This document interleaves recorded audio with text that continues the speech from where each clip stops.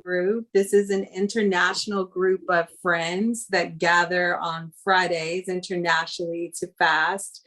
Some people water fast, some dry fast, some eat fruits. It's whatever that is for you. If you're interested in becoming a part of this community, we welcome you. Go to our YouTube channel, the Weekly Fasting Group, and directions are just below that. Our moderator, who couldn't be here today, is Eric Rosini. His WhatsApp number is there.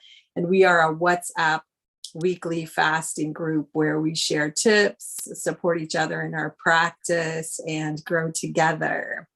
Today, we are honored and excited to have the incredible Loren Lockman with us from Costa Rica.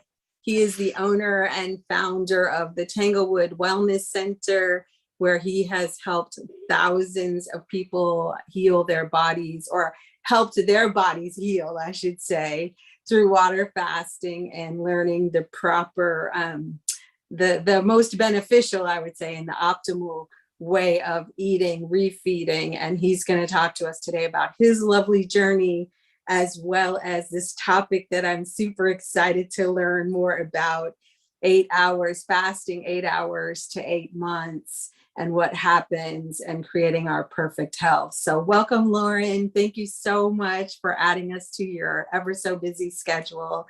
I'm going to turn it over to you so you can tell us a little bit about your journey, what this 8 hours to 8 months is. And then we have loads of questions. The community has sent me loads of questions for you. So thank you again for being so gracious with your time. It's a pleasure to be here. And as far as the questions is concerned, I just need to let you know I've got a flight I've got to get on next Thursday. So I only have until then. All right. So yeah, I mean, honestly, I don't think my journey is all that interesting or exciting, but I'll share it with you just as a point of perspective.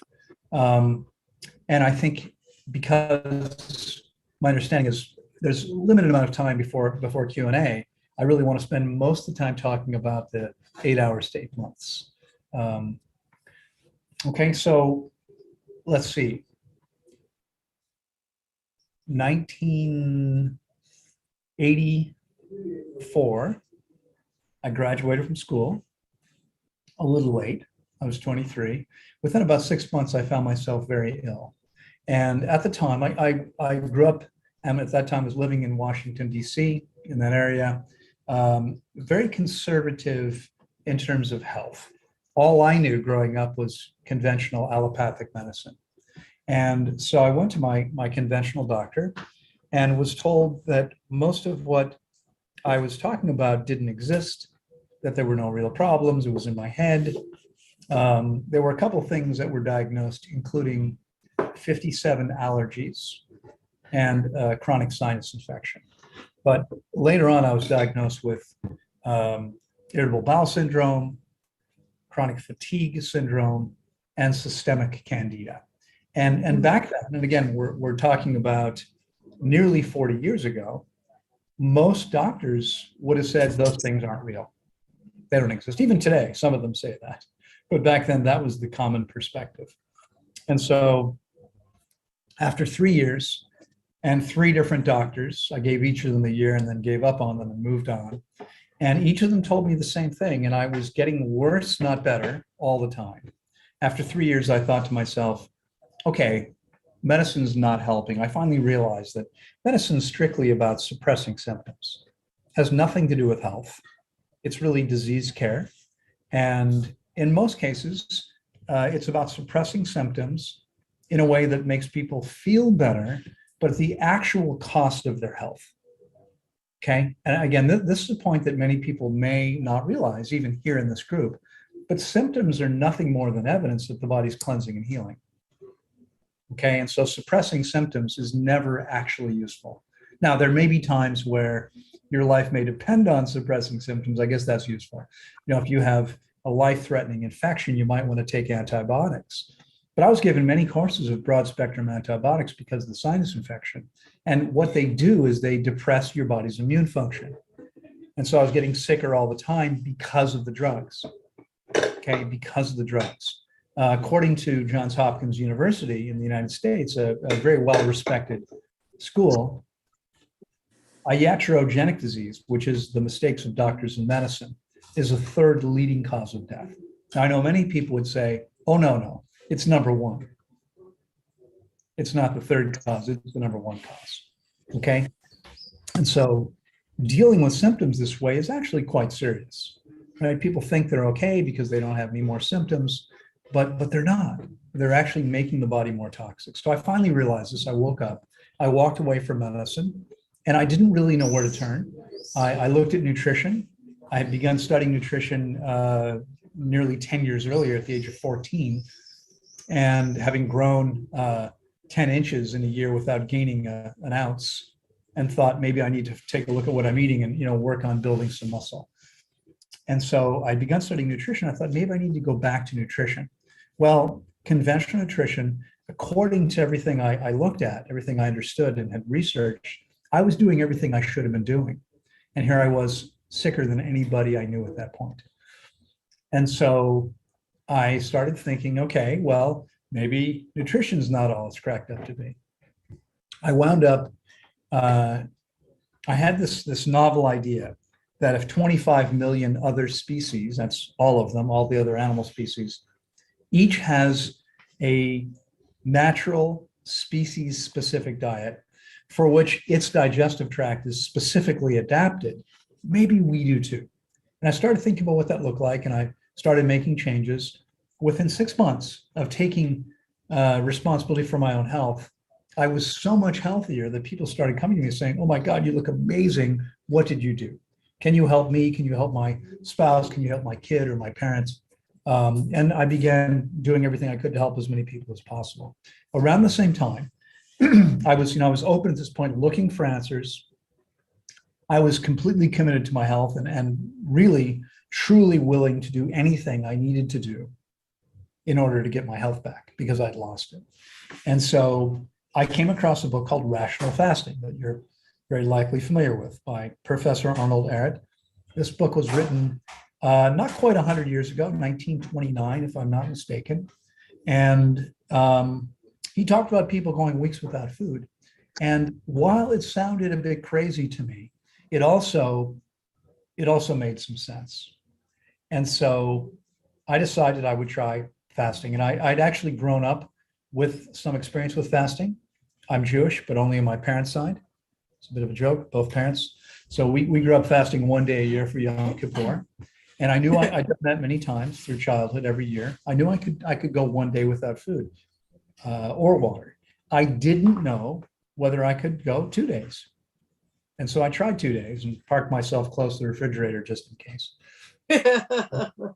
I survived 2 days and tried 4, and then 8, and then 16.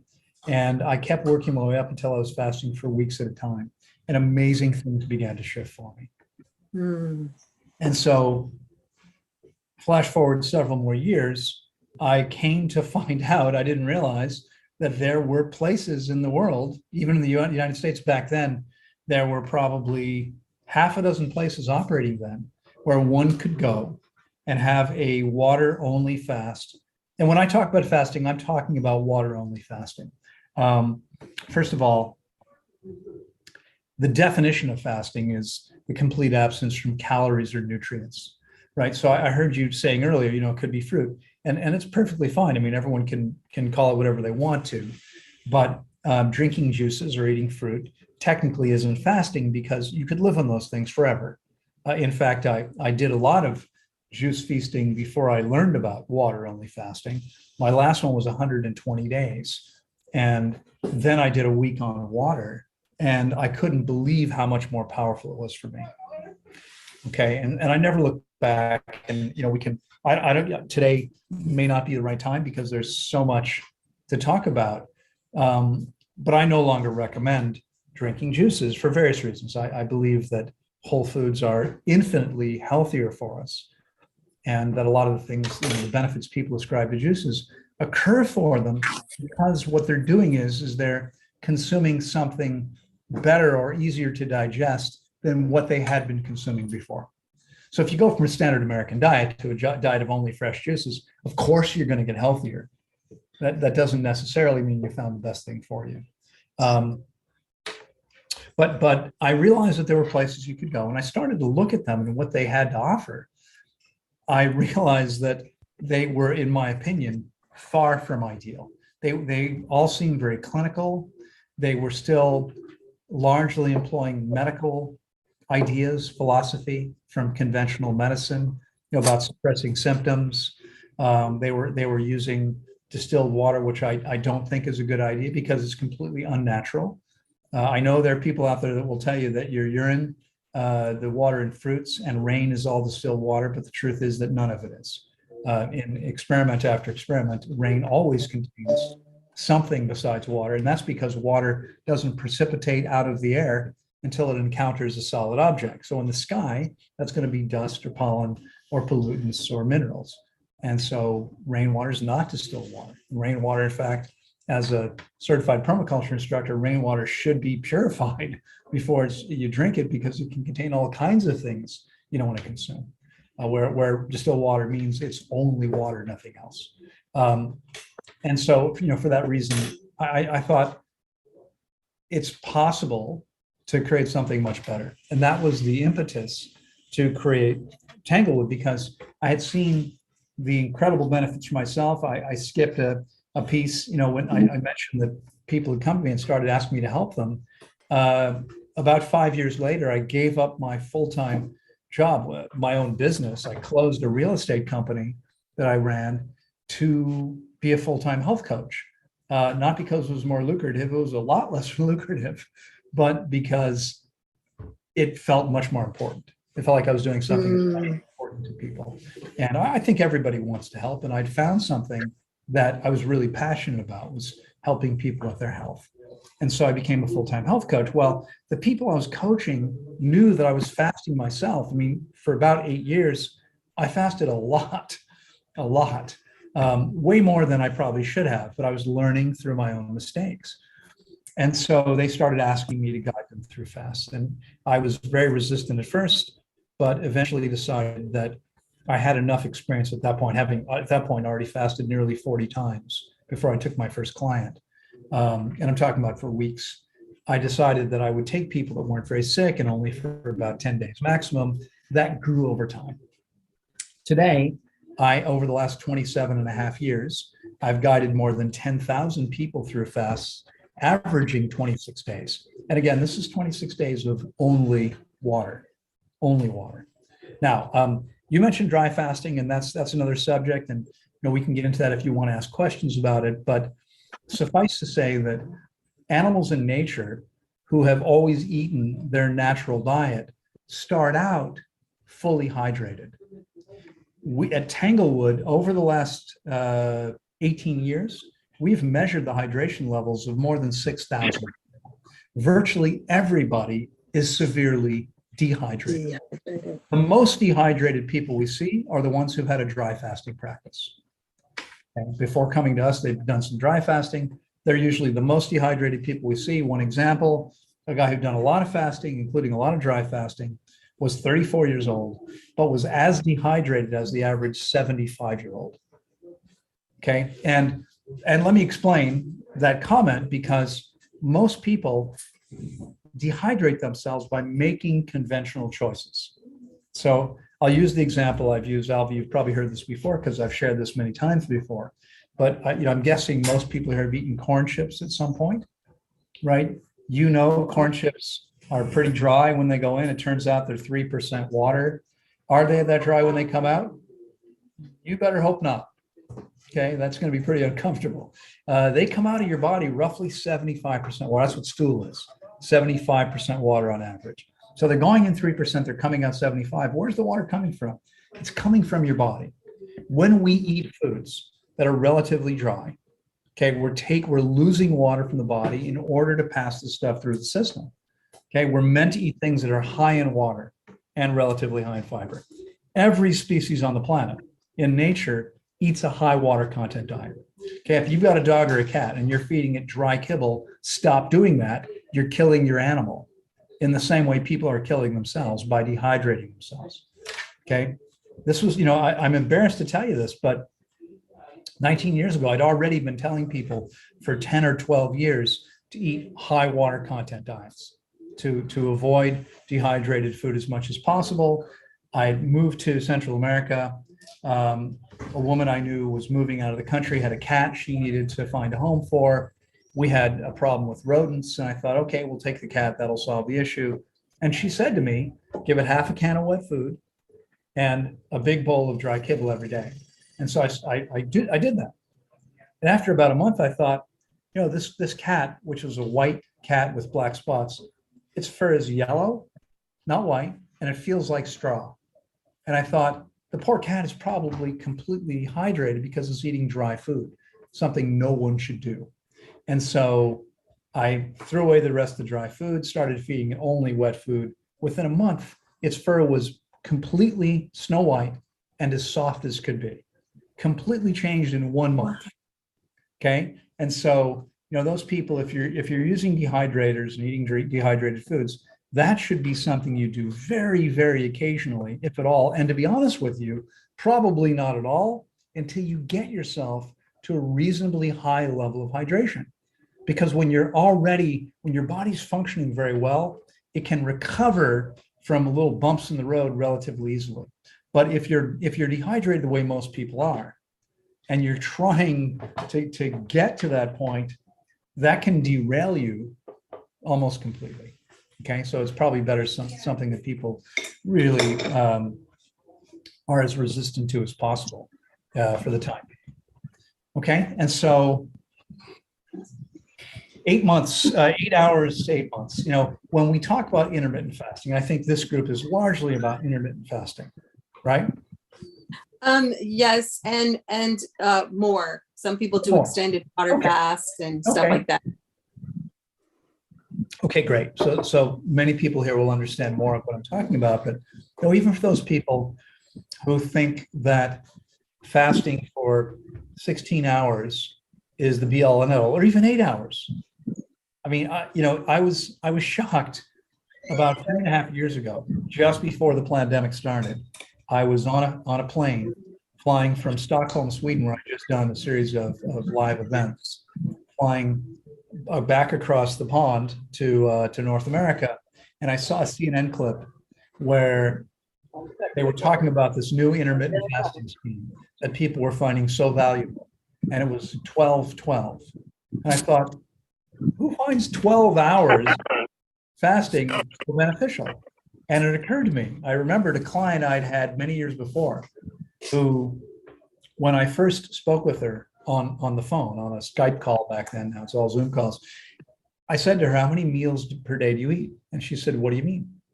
And I said, what do you mean? What do I mean? How many meals do you eat every day? And she said, well, do you mean during the day or at night too? I said, okay. In every 24-hour period, how many times do you eat? She said 12. Wake up every 2 hours with an alarm to eat something. Now, she was trying to gain weight and thought that eating all the time would be the best way. It's a terrible way to do this because your body needs to rest. Okay. But, there may be people out there who think that fasting 8 hours a day is a great thing.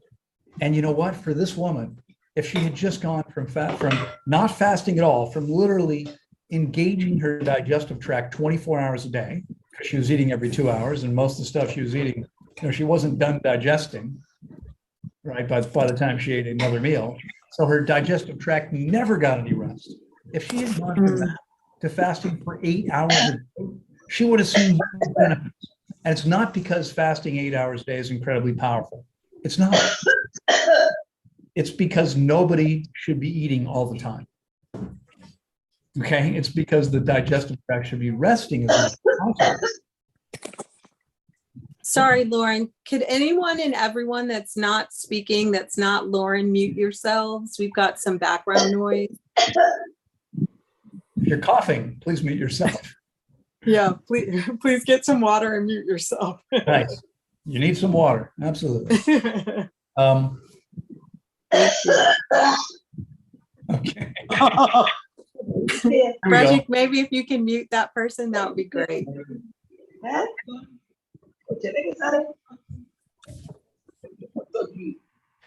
Okay. Sorry, Loren. That's okay. That's okay. So I think an important starting place is this. If you're intermittent fasting, or maybe interested in intermittent fasting and just getting started, I think what you need to understand is that there's no magic to not eating for 16 hours a day. The important point to understand is that our bodies should be processing food no more often than necessary. Okay, no more often than necessary. Okay, the one thing that longevity experts agree on is that eating as little as we need to survive, that's the only thing they agree on in terms of extending our lifespan, is that we eat no more calories than necessary. Okay, and I would say that because our digestive tracts want to rest as much as possible, we want to do that not by having a little tiny bit of food every 15 minutes throughout the 24-hour period, but rather sitting down once or twice a day. And I actually believe twice is best for most people, twice a day, and the rest of the day allowing the body the full opportunity to rest the digestive tract as much as possible. Okay, because processing food takes more energy than anything else we do. All right, so that's the 8 hours. Now, most people talk about intermittent fasting are talking about eating within an 8-hour window and fasting for 16. And again, that's fantastic, not because it's magic to not eat for 16 hours, but because we really don't want to eat any more often than we need to. The more time we have to allow the body to rest the digestive tract, the more energy the body has to put into the processes of cleansing and healing. Now, do we do significant cleansing and healing in 16 hours? No, not really. It's a pretty superficial amount of cleansing and healing that we do, but we're much better off doing that than eating all the time, okay? But if we can go from 16 hours to 20 hours, we're going to see more benefit, okay? And so what I've been doing now for over 30 years, most of the time, and I want to add, and it's important, I think, to point out, it's not a strict rule. We don't have to be so harsh, it has to be this way. If I go to a farmer's market in the morning and someone says to me, hey, you want to try this organic, whatever amazing thing, I'm going to say, yes, absolutely. Even though I normally don't eat until 2 to 3 o'clock in the afternoon is my first meal of the day, most of the time. Okay. And that's what happens for me. First meal at 2 to 3 in the afternoon, probably 330 or 35 days. There may be 30 days a year, less than 10%, where I'm eating something earlier than that. But that is not typically the way it is. And you want to understand that it's the consistent choices we make. Okay, so by consistently giving my body 20 hours a day to rest my digestive tract, my body is able to stay incredibly fit on top of the issues, detoxifying as it needs to in real time. So as I encounter whatever I might encounter in real time, the body can deal with it. Whereas if we're processing food all the time, the body can't deal with it, okay? So that's the benefit of intermittent fasting. That's why we see so much benefit from it. Now, I've been posting YouTube videos now for 11 or 12 years. There's more than 1,000 videos on my channel. If you haven't seen it, write down my name and go to YouTube/Loren Lockman. You'll find over 1,000 videos, not all about fasting. Some are about diet, and some are about other subjects related to maximizing our health and vitality. What I'm all about is helping people maximize their potential. Okay, and I truly believe every single person has genius, but no one can maximize their potential if they're not vibrating at the highest frequency. So we have to take care of our physical health. It doesn't matter, how much of a genius one may be. If they're not vibrating at the highest frequency, they're not going to be accessing the full capacity of their amazing brain. Okay, it's not going to happen. So again, this is really why this is such a critically important piece. But people comment on my YouTube videos and they'll say, oh, no one needs to fast for 21 days. Just don't eat for 16 hours and your body takes care of everything. And it's important to understand that most of the people who come to me have already tried everything else. We're often the last resort because what we do is considered pretty radical by most people. Again, not eating for an average of nearly 4 weeks is considered pretty radical. Let me point out, though, that The biggest benefits that we see, the most amazing stories that we see, and we see these all the time. In every single session, we'll see things that most people would say are miraculous, that shouldn't happen, that aren't supposed to be possible. Now, some of them, I mean, to me, they don't seem miraculous at all because I've seen them over and over again. For instance, nearly 1,000 hypertensive clients who have healed themselves from hypertension. Medicine says you have hypertension, you're going to take medication for the rest of your life. Okay, our clients leave us, and as long as they keep following the program I give them, they never need medication again. Okay, we get their blood pressure down to below normal. And virtually, we so far had one person who did 21 days. And when he completed the process, his blood pressure was still 6 points above normal. But he started out 56 points above normal. That's a pretty significant shift. Okay, we literally, statistically eliminated 100% risk.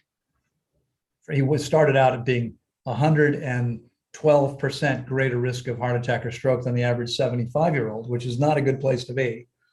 It's just waiting for it to happen, to being a 12% greater risk than the average person that age. That's a huge difference. Okay. Yeah. Type 2 diabetes. Medicine says can't heal it. We have 100% success with practically 150 clients. Every single person, 100% success. That's what happens. No need for medication. The body's able to manage blood sugar all by itself. This is type 2 diabetes. Type 1 diabetes is more difficult, and many people aren't going to be able to get off of insulin completely. Some have. Most are able to reduce it dramatically, which is a huge win just by doing that. Okay. And almost everything else you can think of. Okay. So the longest fast, now I said 8 hours to 8 months. I've never fasted anyone for 8 months. That's a long time. Okay. The longest fast I've supervised was only 4.5 months on only water. 4.5 months, right? Again, most people would say it's impossible. The guy was morbidly obese. He had a lot of reserves, which is what the body lives on when it's fasting, is the fat reserves. That's why we store them, so the body doesn't die in the absence of food. Because in nature, there are floods and droughts and fires, and there are times where it's difficult to get food. Most people probably think that if they skip lunch, they're going to die. But the fact is that the average human body can go 6 to 8 weeks, if done properly, without eating anything, only consuming water. Okay. And people who are, as I like to say, wealthy in nutrient reserves can go much longer. So this guy who was morbidly obese when he started went 4.5 months. He started out with stage 4 testicular cancer. When he was finished, there was no trace of cancer. And we have seen this sort of result over and over again. Now, I want to hasten to add, I'm not suggesting that everybody can heal from anything. There are people with stage 4 cancer who unfortunately are probably not going to survive it, because it's more than their body is able to handle. It's too little, it's gone too far, but we don't know who that is. And so we've had other people with stage 4 cancer heal as well. And the point is, we never know. And so if it's me and a doctor says to me, well, you have no chance, I would say, thank you very much for your opinion. I'm going to go fast because that's the very best thing that I can do. And perhaps it's important to say here something that maybe not everyone realizes, because so we hear so many people talking about how their juices healed their body, or raw food healed their body, or superfoods healed their body, or smoothies healed their body, or supplements. And it's really important to be completely clear about this, that healing and cleansing, detoxification, these are biological processes. And what that means is that only the organism can heal the organism. Okay? Nothing that you take and nothing anyone does to you can heal you. I'm a Reiki master. People say, you're a healer. No, I'm not a healer. I can't heal anyone. Okay? I can put energy into your body, but if your body can't take that energy and do something with it, you're not going to heal. I can't heal you. Only your body can heal itself. Fasting, when done properly, extended water-only fasting, is so powerful because it allows the body the optimal conditions to cleanse and heal. Okay. It's the best way to get out of the body's way. And that's why we see such amazing benefits. Now, perhaps I do need to say something. I wasn't sure whether to go here or not, but I just made a statement that water only fasting is the best way. But isn't dry fasting 4 times more powerful? No, it's not. Again, our experience is dry fasters come in the most dehydrated people on campus. The second most dehydrated people, interestingly, are people eating a perfect diet, an optimal diet, as I see it, high water content fruits and simple green salads, but they're not drinking any water. These people think they're getting enough water from their food, are usually the second most dehydrated people, and worse than people eating conventionally. Okay, because the people eating conventionally at least are drinking something. And these people are kidding themselves into thinking they're getting enough water. They're not. Okay. And so what happens when we get people, and we see half a dozen people here who've had a dry fasting practice, for some reason they decide maybe we'll try this, and they come to us and they start out super dehydrated. We get them hydrated again. When we do, all the symptoms that had disappeared, which they thought they'd healed, all those symptoms come back. Water is the universal transport medium. And what that means is that we have 5 primary channels of elimination: through the urinary tract, the kidneys, right? Through the colon, through the skin, through the breath from the lungs, and through mucous membranes: eyes, nose, ears, mouth, anus, vagina, penis. These are all mucous membranes. These are ways that the body can move things from inside to outside the body, but only if there's sufficient water. Got it. We take the average person who's already seriously dehydrated and we put them on a dry fast. What we do is we make them more dehydrated and their body can't eliminate anything. And what that means is there are no symptoms. Symptoms are evidence. Remember, the body's detoxifying. It's cleansing or healing. When we stop the body from doing that, we feel better. That's what drugs do. Are they good for us? Of course not. Okay. The last thing we want to do is suppress the body's innate ability to cleanse and heal. And that's what happens when we're dry fasting. Okay. Now, animals in nature never, ever say, for the next 5 or 10 days, I'm not going to drink any water. I'm not going to eat. They don't do that. They stop eating because their body tells them to fast. Now, I was giving a full day seminar in Gdansk, Poland a few years ago. And I was talking about the subject, and a man raised his hand. He said, Loren, you're absolutely right about animals and fasting. They all fast when they're sick enough or badly enough injured. He said, but animals, when they need water, they go find it when they're fasting. Humans who say, I'm not drinking anything for the next week, they don't drink any water, okay? Because they've decided they're not listening to their body. Okay, if they're listening to their body, they would know very well their body is begging them for water, okay? And so I don't recommend dry fasting. I think it's misguided and harmful. And of course, everyone's welcome to do what they want. And I don't mean to step on anyone's toes or upset anyone, but my experience is we get dry fasters hydrated, and we find that they've actually accomplished nothing except suppressing symptoms. Everything's still present, okay? And I'll guarantee anybody here who's had a dry fasting practice, come spend 4 weeks with me and you will leave a new person. Okay, but you're going to have to make follow the recommendations I give you afterwards. I guarantee you in writing, you'll take your health to an entirely new high. Absolutely guaranteed, because it happens every single time. Okay. So now, 4.5 months is as long as I've seen, but the longest fast on record was actually 382 days. And I said 8 months. The truth is it was more than 13 months. Well, 12 and a half months. But I said 8 months because I thought 8 hours to 8 months, has more of a ring to it than 8 hours to 12 and a half months. Right. But the fact is, people have fasted as long as over a year. Okay. Those people had a lot of reserves. And so what we want to understand, and there's more and more evidence all the time for this, more and more people are catching on. I was listening to a podcast, a man was interviewing famous longevity expert, Dr. David Sinclair, and he was saying the first 3 keys to extending your lifespan is A, eat less, something you're probably aware of. I've been teaching for years. Don't eat any more than you need to. B, eat less protein. no more than you need, because the more protein we eat, the faster we age and die. Exact same thing I've been saying for 30 years. And C, fast. Fast to allow your body to heal, because the science is completely clear about this. The 2016 Nobel Prize for Medicine went to Japanese PhD Yoshinori Yasumi for his 25 years work around autophagy.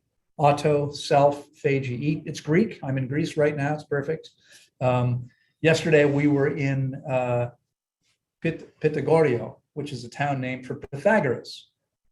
Pythagoras, the math god, refused to take students until they had fasted for 40 days, because he didn't want to waste his time trying to teach someone who wasn't thinking as clearly as possible.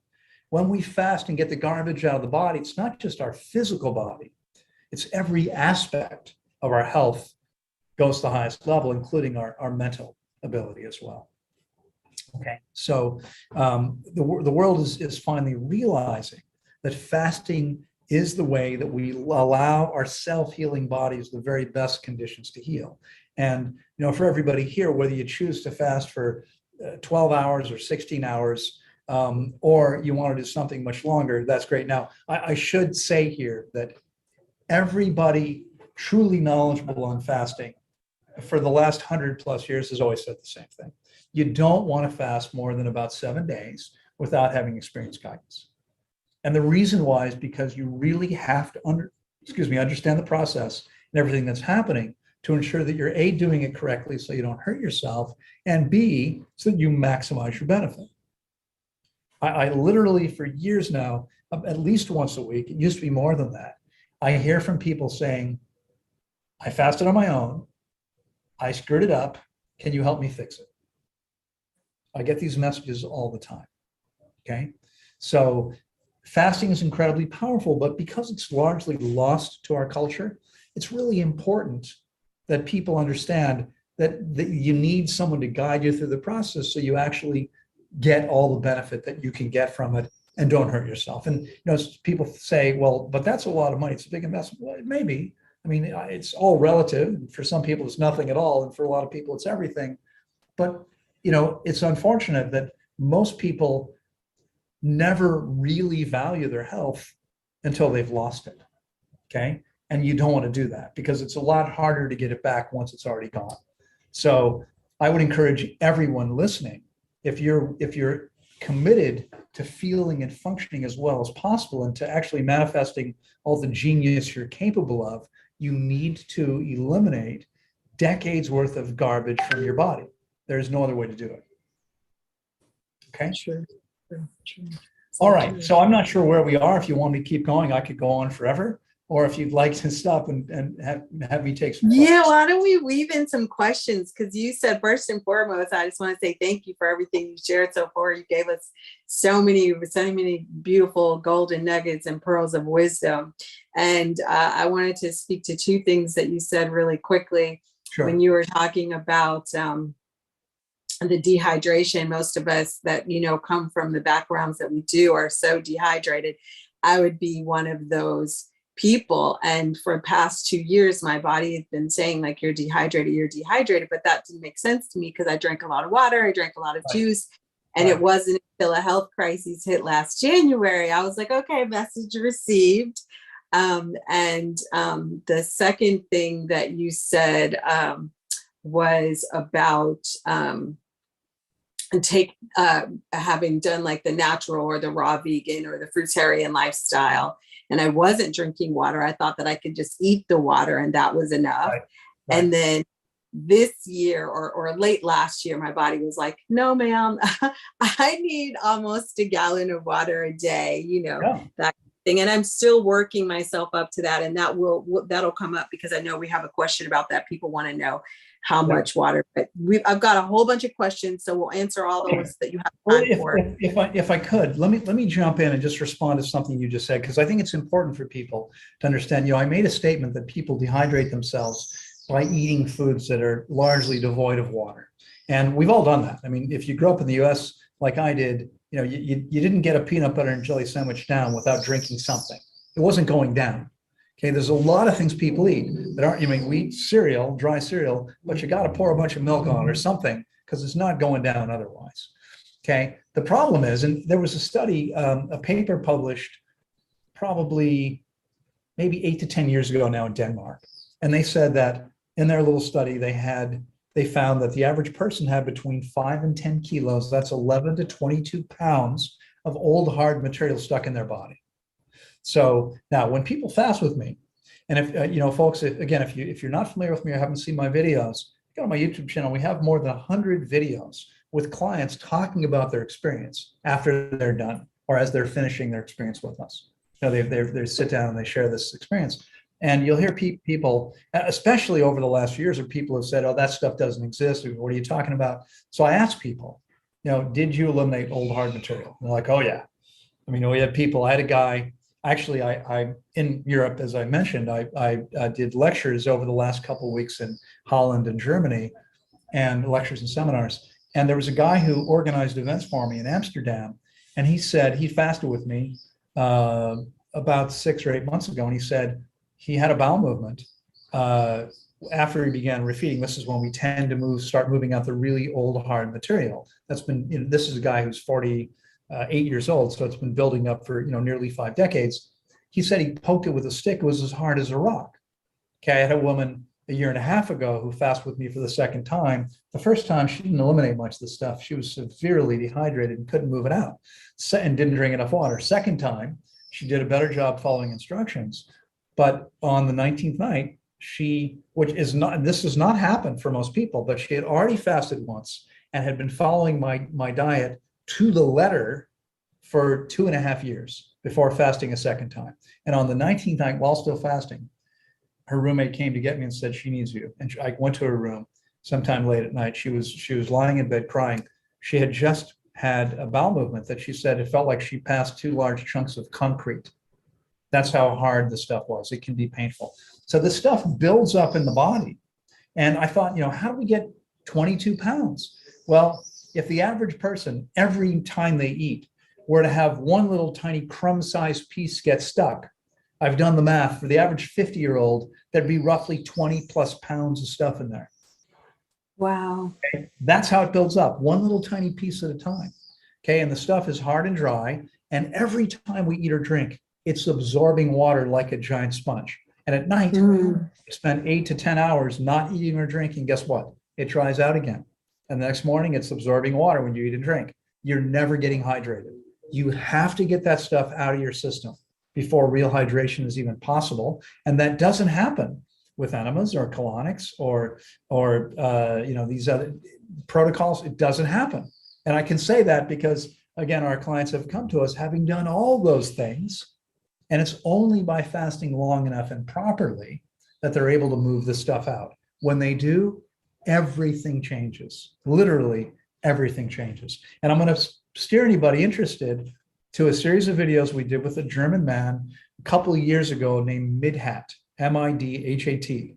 He came to us. He had done a lot of dry fasting. He was in his mid-50s, around 54. He had deep crevices in his face, these deep, deep lines. That's dehydration. Okay. He fasted for, I think it was between 30 and 40 days. I don't remember how long now.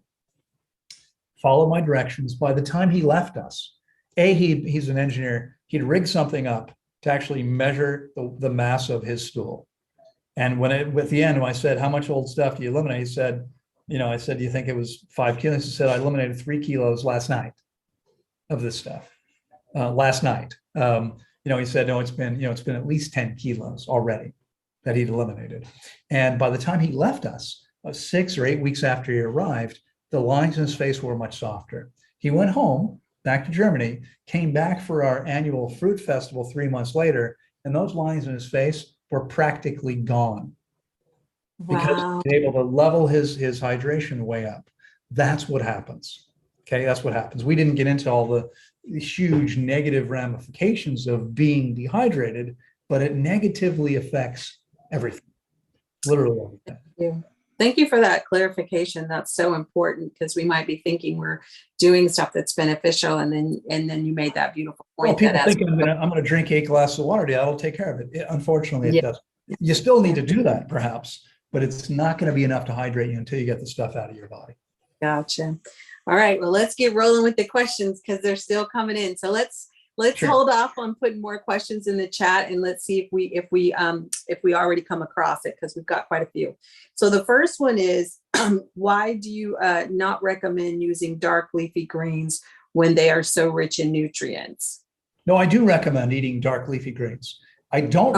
I recommend eating soft leafy greens. Okay.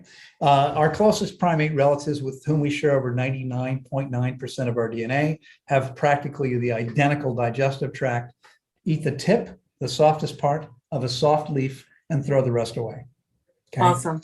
The problem is when we eat kale and collard greens and cabbage, the research has shown we don't absorb many nutrients because we can't digest these things. Now we can cook them, which breaks down the cellulose so we can get the nutrients, but then we actually destroy nutrients and we create toxic compounds. If we're eating them raw the way we're intended to eat, and like every other species on the planet, then we have a very hard time digesting these leaves that are very high in cellulose and other resistant starches. And so the science is very clear that we do much better sticking to things our bodies can actually digest, like lettuce, for instance. Soft, So what type of greens would you recommend? What type of lettuce? The best types, I mean, any type of lettuce is fine. Okay. There's probably at least 2 or 2.5 dozen different varieties. They're all fine. Okay. When we get into the cabbages and kales and collard greens, we're not getting much benefit from those things because we can't digest them very well. Okay, perfect. Okay. All right.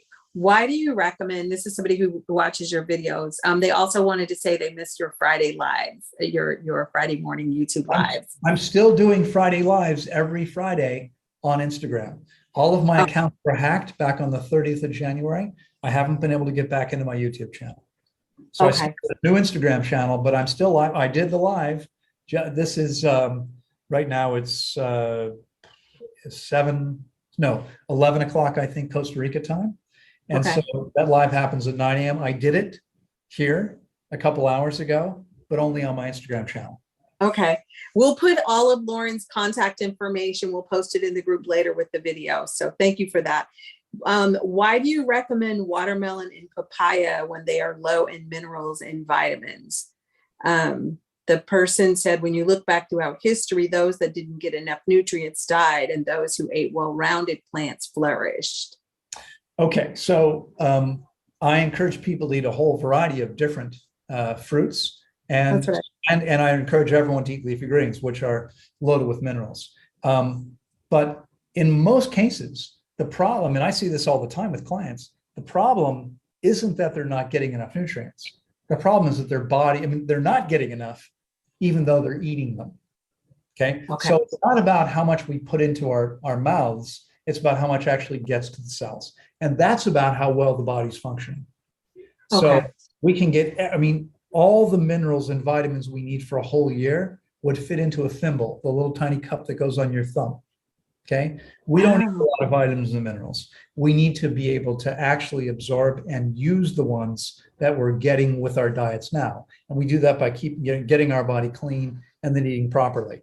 I don't recommend only watermelon and papaya, although watermelon and papaya are both amazing foods and two of my staples, things I eat 4 or 5 times a week.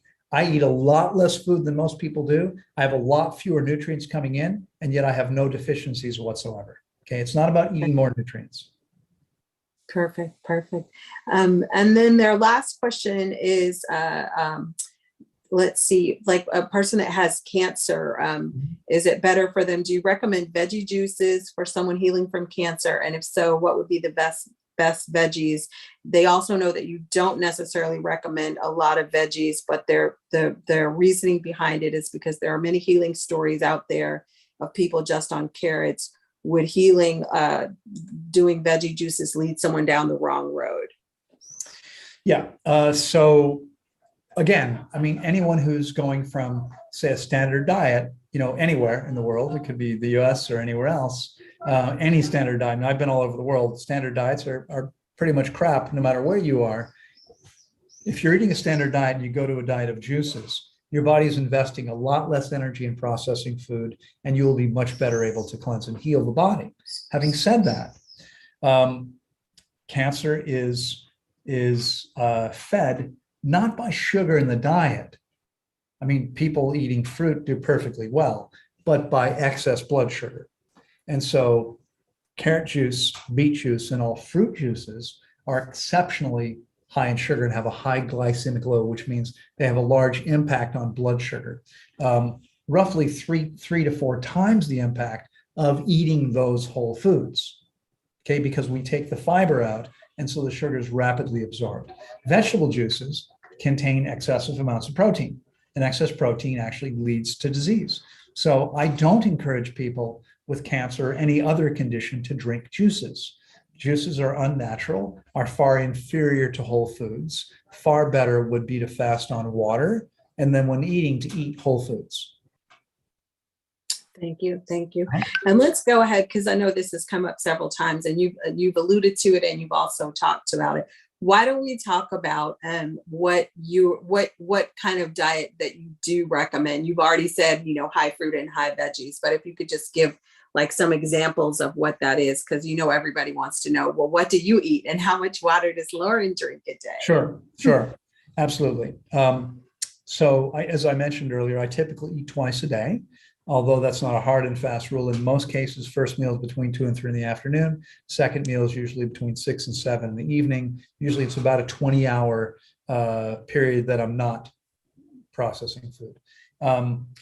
The first meal of the day is usually going to be watermelon or papayas or some other melon, or it could be any fruit meal. It's going to be a mono fruit meal in almost every case. Here in Europe right now, we've had watermelon, but the watermelons haven't been that good. Today I had Gallia melons. Other days it's been oranges. It could be peaches, although we haven't seen many of them yet. We've seen some decent peaches. Second meal of the day for me, some days is also fruit. At least 2 days, 3 days a week. For me, it's a salad of some type. My girlfriend and I like to do lettuce wraps. So we'll just slice up some avocado, slice up some tomato, slice up some cucumber. We'll, grab heads of lettuce with large leaves, lay some things in there, wrap it up, and eat it that way. Prefer that to knife, eating knife and fork. But, however you get it in is okay. So that's typically it. I mean, it's my diet now for 31 and a half years has been all raw. It's been vegan, and there's no need for animal products whatsoever. Again, excess protein, which all animal products contain a lot of protein. Excess protein ensures that we age and die faster. So we don't need to worry about those things. Beautiful. And how much water? And I know it's, there's going to be that individuality factor, but people are also trying to determine, wonder, how much water do you drink a day? And then let's say for those that are water fasting on the Fridays with us, do you typically recommend, how do we gauge that for ourselves? Well, unfortunately, it's a little bit difficult to gauge for yourself, because what happens to most people is they actually lose touch with their thirst mechanism as they become dehydrated. And so it's very difficult for most people to tell for themselves how much they need. But I figured out how to interpret daily vital signs. And so when someone's fasting, we have someone on staff, a nurse, who is checking vital signs every day, and then a doctor or I who is interpreting them. For many years, decades, it was me. I've now got training in MD, and I've actually taught more than a dozen MDs how to interpret vital signs in ways that they never learned in medical school, that they weren't aware of. So we can actually interpret their vital signs to see whether they're getting enough water or not. For most people fasting, it's going to be around 4 liters a day at the beginning of the process. Now, if you're fasting for 1 day, 4 liters is probably a good amount. What's critically important, and I've modeled this a little bit while we've been talking, you might have noticed I've been talking for the last 2.5 hours. So what I do is I sip tiny amounts of water like this, just a little bit at a time. The issue is that our kidneys have a limit, and they can process safely. Science says up to 1 liter an hour, but I've seen people get in trouble drinking that much. Okay, so I ask people not to drink more than half that much. And for those of you from the US, 500 milliliters, half a liter, is just a little bit more than 16 ounces. So we can call it the same thing. right? A liter is just a little more than a quart. So if you're more comfortable with quarts, and we're talking about half a quart, a 16-ounce glass, slowly over the course of the hour, because it's a pace. It's not just a quantity. It's how much your two healthy kidneys can process at one time. If you drink, you drink a whole bunch of water right now and then wait half an hour and do it again, in the minute or so you're drinking it, kidneys can't handle it.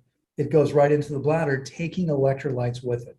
Now, if you're fasting for one day, you probably don't have too much to worry about. Remember, my average client is fasting for nearly a month, and we need to make sure we're not flushing out electrolytes, okay? And so it's really important that you sip water slowly. And this is something you should always do, whether you're fasting or not. Because if you're drinking water faster than that, it's going into your bladder, you're not getting any benefit from it. And you're probably losing some electrolytes that way. Thank you for that. Someone asked, can water fast help in healing inflammation, joint stiffness? Should one water fast or should one eat high water content fruits? Fasting done properly is infinitely more powerful than eating optimally, okay? I mean, maybe infinite's the wrong word, but we don't know how to measure this. And I'll give you an example. I met a woman 25 or 26 years ago when I was speaking at a large event, and it took me 15 or 18 years, I think, to convince her to come fast with me. Okay. Now, I hadn't seen her. I saw her for several years in a row because she organized events for me in her city. But then I didn't see her she got very busy with her own business and didn't have time to organize those events. And so I didn't see her for a while. And I finally we would speak and she would say, I'm following the diet you recommend. Surely that's good enough. It's not good enough. She showed up. I couldn't believe how dehydrated she looked. She was a couple years older than me. She was, at the time, she was my age now. Now, I know it's getting dark here. The sun has now gone down behind the mountain. It's going to get dark pretty soon. But you can probably see that my skin is soft and smooth. I don't have a lot of wrinkles on my face. She had lots of wrinkles on her face, which is a sign of dehydration. It's long-term chronic dehydration that has us get wrinkled as we get older. And that's what she looked like. She was actually younger than I am now. And I hadn't seen her in years. I was really shocked. She had been eating perfectly for like about 18 years, but she fasted with me. She actually showed up at the airport. She had gone to visit her sister from her city to a city hundreds of miles away and realized only when she was about to board the plane, she didn't have her passport. And so she had to go back to her city, hundreds of miles north, get her passport, go back again from Seattle to LA. She wound up showing up 2 or 3 days late. So instead of fasting 21 days, she fasted, I think, 18. She accomplished in 18 days what she hadn't been able to accomplish in 18 years.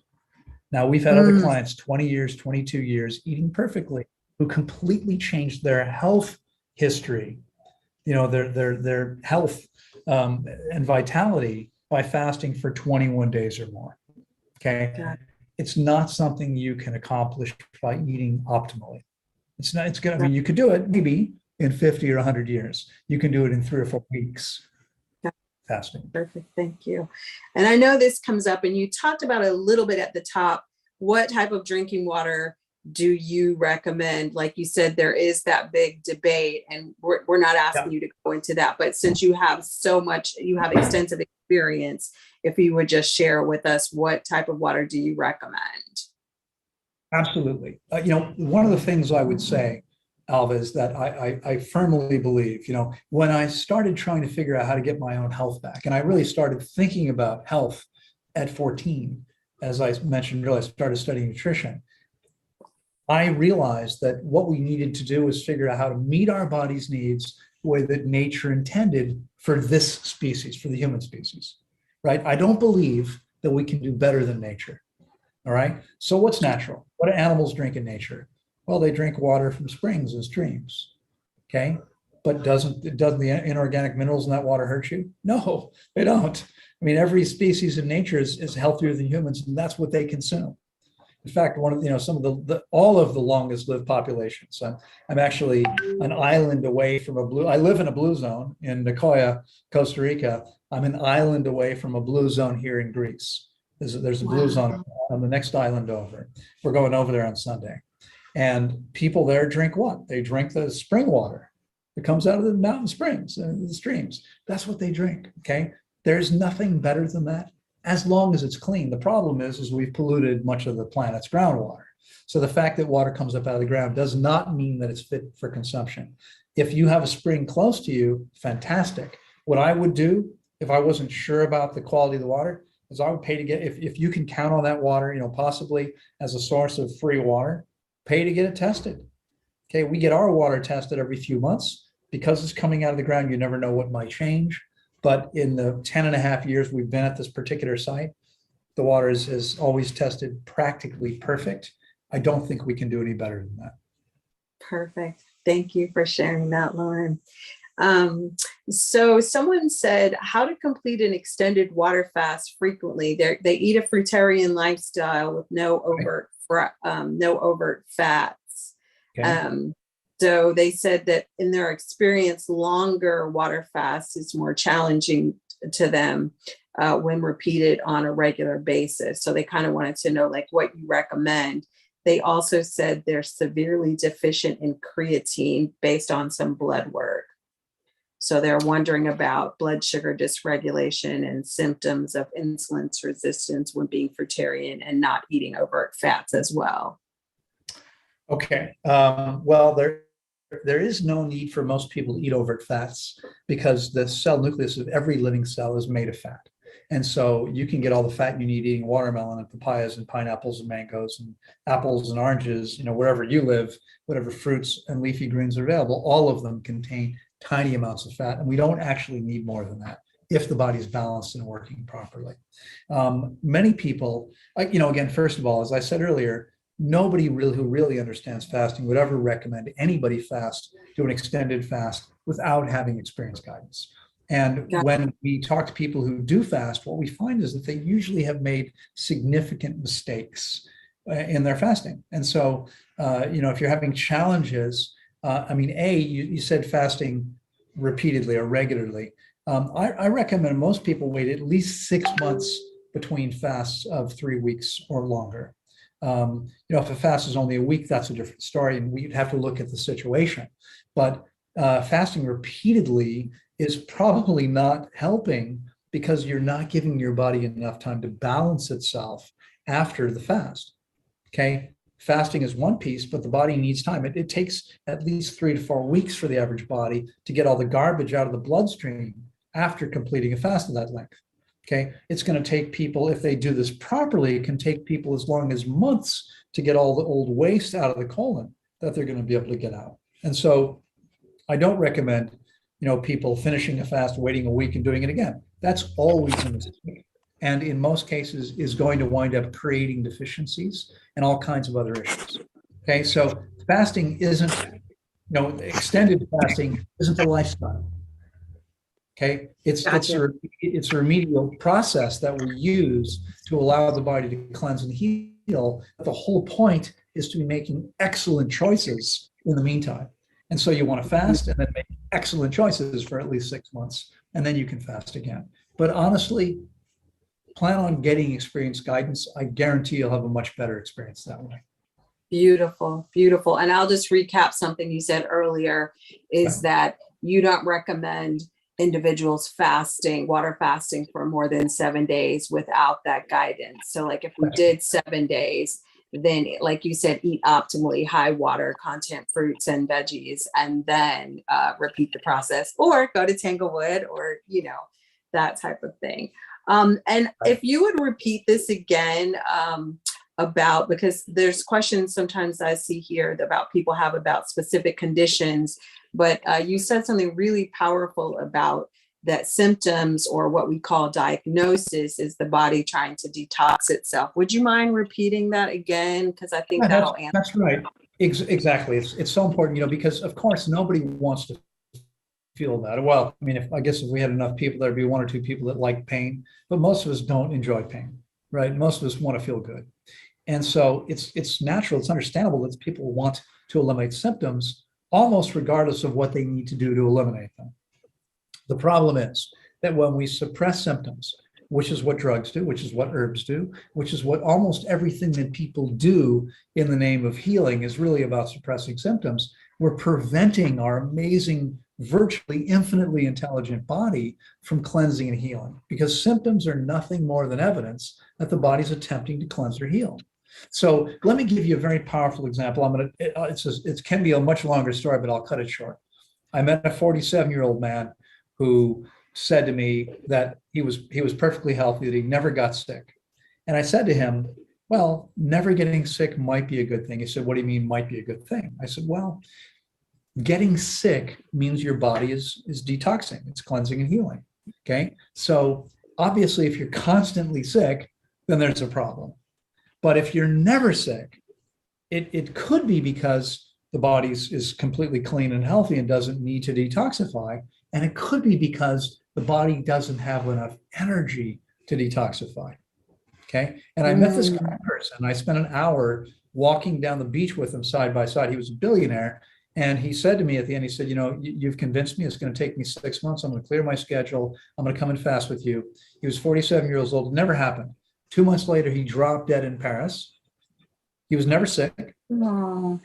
He didn't have enough energy to continue living. When the woman who introduced us said, what do you think? I said, I think he's in bad shape. She said, what do you mean? I said, he's got less energy than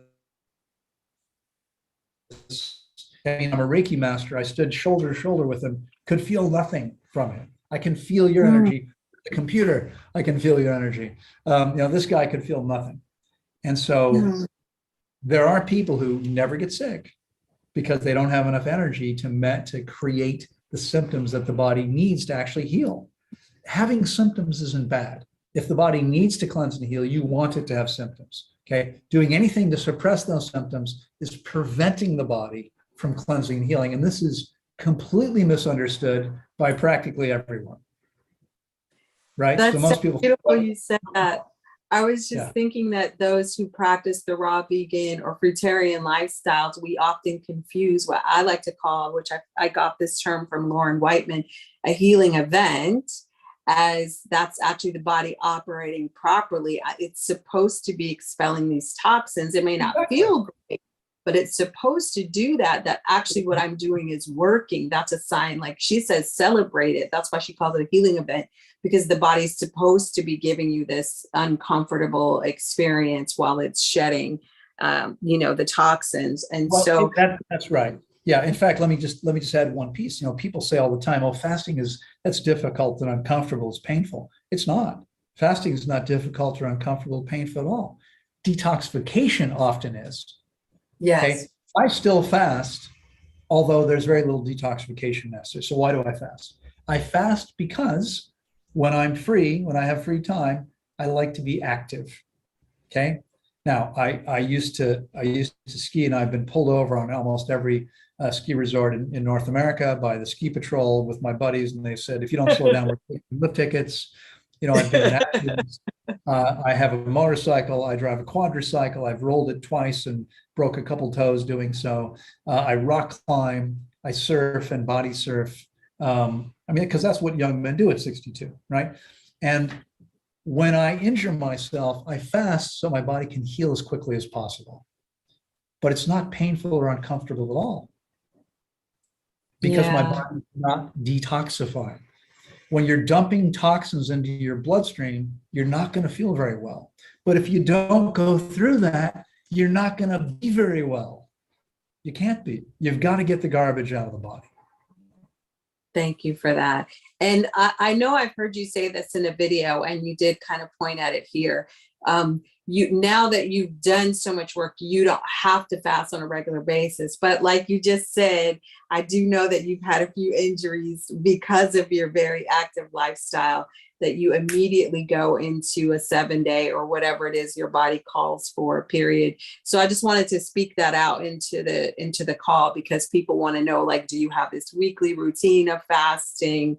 And I don't. I did for 2.5 years. I fasted once a week. It was actually about a 40 or 42 hour fast, because I would have my last meal on Saturday night, at 6 or 7 o'clock. I would eat nothing on Sunday. I would have my first meal between noon and 2 on Monday. And I did that every weekend for about 2.5 years. And then I realized, oh, it actually takes the body about 3 days just to really initiate the process of ketosis. And so I started doing 3 to 4 day fast once a month. And then I realized, oh, it takes the body 10 to 11 days to be fully into that part of the process, and then I started doing the extended fast. And that's when things really took off. And when we see the miracles that we see, it's almost always with people doing these much longer fasts. It's not that you can't get benefit from shorter ones, you can, but it's a much more superficial cleanse. And so I fast now, as you just said, when I injure myself. I just fasted recently. I dislocated my left shoulder surfing in a very big wave. And I'm a little bit embarrassed to tell you that I was in pain and didn't even realize it was dislocated. It's actually quite painful, but I've got a pretty high tolerance for pain. So we have a massage therapist who is almost full-time at Tanglewood when we're open. We have two of them. We keep them both very busy. One of them is actually a chiropractor. And one day I said to her, I think I might have dislocated my shoulder. And she checked and said, yeah, you dislocated it. I'll put it back for you. And then I thought, okay, it's been out now for several weeks already. I should probably fast to allow this to heal. And so I recently did a 7 or 8 day fast. It happens about once a year, but I've got some kind of accident, some kind of physical trauma that I'm fasting for. In almost every case, in fact, in this case, I fasted while we were open at Tanglewood and nobody knew. I didn't tell my staff and I didn't tell my clients, and we can tell when they're fasting. It's obvious because they're detoxifying and they don't look and feel so well. Nobody could tell I was fasting because I still have tons of energy. I still feel perfectly fine. That's what happens when you're not detoxifying. When it's about healing, energy is still there. We have energy because we don't run on food. We run on electricity. My body is still making electricity by converting my reserves into energy. Okay, so I feel perfectly fine. I love that you make that distinction. Fasting is easy. Detoxifying can be challenging and uncomfortable. Exactly. Also, that via fasting, if we make that commitment to do that, to help the body get clean, then we get to run off of these incredible storage of energy, our own inner electricity. So thank you for making that distinction. Okay, our next set of questions are, what sort of shampoos, soaps, and things like that? They're not necessarily saying so much about product recommendation, but like as we're getting cleaner, wanting to make sure that we're not putting toxins into. So like, are any ingredients that they should look out for, stay away from? Well, yeah. I can't speak to this as intelligently as I used to be able to because it's been so long since I looked at these products. There are many ingredients, even in organic products. In fact, there's an organization called the Environmental Working Group, EWG.org. And they publish every year a database of personal care products, including organic products. And they rate the products. Now, they depend on the companies providing with information, and some of them refuse to. And so they don't always have all the information they need, but they rate products. I think it's like a 0 to 10 on how likely they are to be carcinogenic. And even organic products are often much higher than you'd expect them to be, okay? Because some of the ingredients they're allowed to put in there aren't very healthy. And in fact, in the US and probably many other countries, if an ingredient makes up less than 1% of the label, they don't have to put it on the label at all. So you don't even know what's in these products you're buying. So more than 30 years ago, I realized that, because I'd already done quite a bit of fasting, that I no longer needed because no one needs these products. I stopped using them. I don't use toothpaste. I don't use soap. I don't use deodorant. I don't use shampoo. Obviously, I don't have as much need for shampoo as I used to. The truth is, I carry a trimmer with me, and I trim my head every 2 or 3 days. I still have lots of hair here, a little bit less here, and I just don't like the way it looks. So I just keep it all very, very short. I could still have quite long hair, but there's no need for those things. When you get your body clean, it doesn't smell bad. You don't need these things. The scalp stays balanced. The body stays balanced without soap. My girlfriend tells me I smell like fruit most of the time. I don't smell bad, even when I'm sweating, even when I'm working out. When people do, it means there's toxicity there. Yes, yes. Thank you for that. I'm noticing something similar. And one person asked how to help with the low stomach acid issue. The way to help with the low, and it's a really good point. Most people aren't aware of this, but it's a well-known fact that virtually everybody is hypoacidic, i.e. has too little stomach acid. And it's interesting because prior to the advent of Viagra, the number one type of drug sold in the world were antacids. And most people already have too little stomach acid. So what are they doing? They're suppressing symptoms. The reason that this happens, I believe, and this is not something medicine's ever looked at. Why is it that everyone's low in stomach acid? I believe it's because everyone's dehydrated. The way to correct this problem is to get your body fully hydrated, which you can do by fasting long enough and properly, and then eating properly and sipping enough water. You get yourself hydrated, because then your body, and only then, will your body make all the stomach acid it needs. What happens, I believe, in the average virtually infinitely intelligent body is your body says, you know what, let's back off a little bit on stomach acid, right? Let's not put the same concentration of acid into the stomach. I mean, think about this for a second. Your stomach is a bag made of protein. Hydrochloric acid is dumped into your stomach to digest protein. How does that work? How do you put a protein digesting acid into a bag made of protein? Well, a healthy stomach is protected by a mucous membrane, a layer of mucus that protects the stomach. But mucus is made around 99% of water. So because the average person is dehydrated, that stomach protection is not very complete. It's not healthy. And so what does an intelligent body do? Rather than digesting its own stomach, it makes less stomach acid. Wow. We fix that by making the body hydrated so the stomach's protected, and then it's able to make all the stomach acid it needs. Wow. That's fascinating. Thank you for that. And one question that's come up a few times is for people that live in maybe countries or areas where they don't have access to spring water or like a really clean source. Yeah. In that type of situation, might you recommend distilled, or what would be your recommendation? I would literally never, ever recommend distilled water. Okay.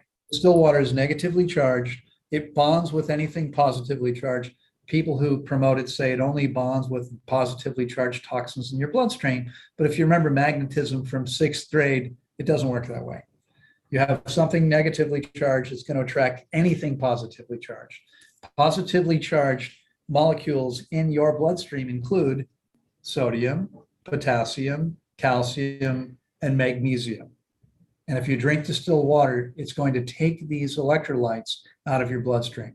Distilled water is unnatural and should be consumed by no one, in my opinion. Okay. So if you can't get clean spring water naturally from the spring yourself, you could buy it. I understand that can get expensive, but that's an option. Another option would be to use a home reverse osmosis unit. Not ideal.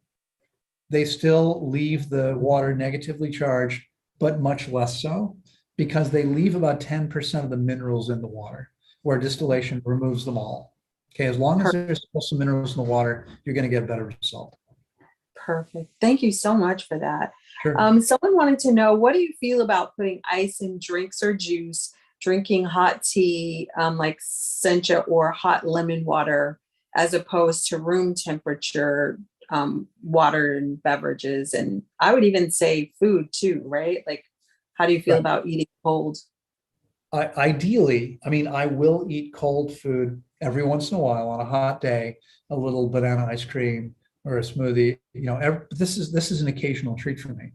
Normally, generally speaking, consistently on a day-to-day basis, I'm eating foods that are between room temperature and body temperature. And that should be the case with everything we consume, food and drink. Okay, hot drinks are bad for your teeth. They're bad for your tissue. They're bad for your throat. They're bad for your entire tissue. And they, if we think people burn themselves by spilling coffee on their skin, the skin inside your digestive tract is much more sensitive than the skin on the outside of your body. Okay, so no one should be consuming things that are super hot. And really super cold too is not ideal. Everything should be between room temperature and body temperature.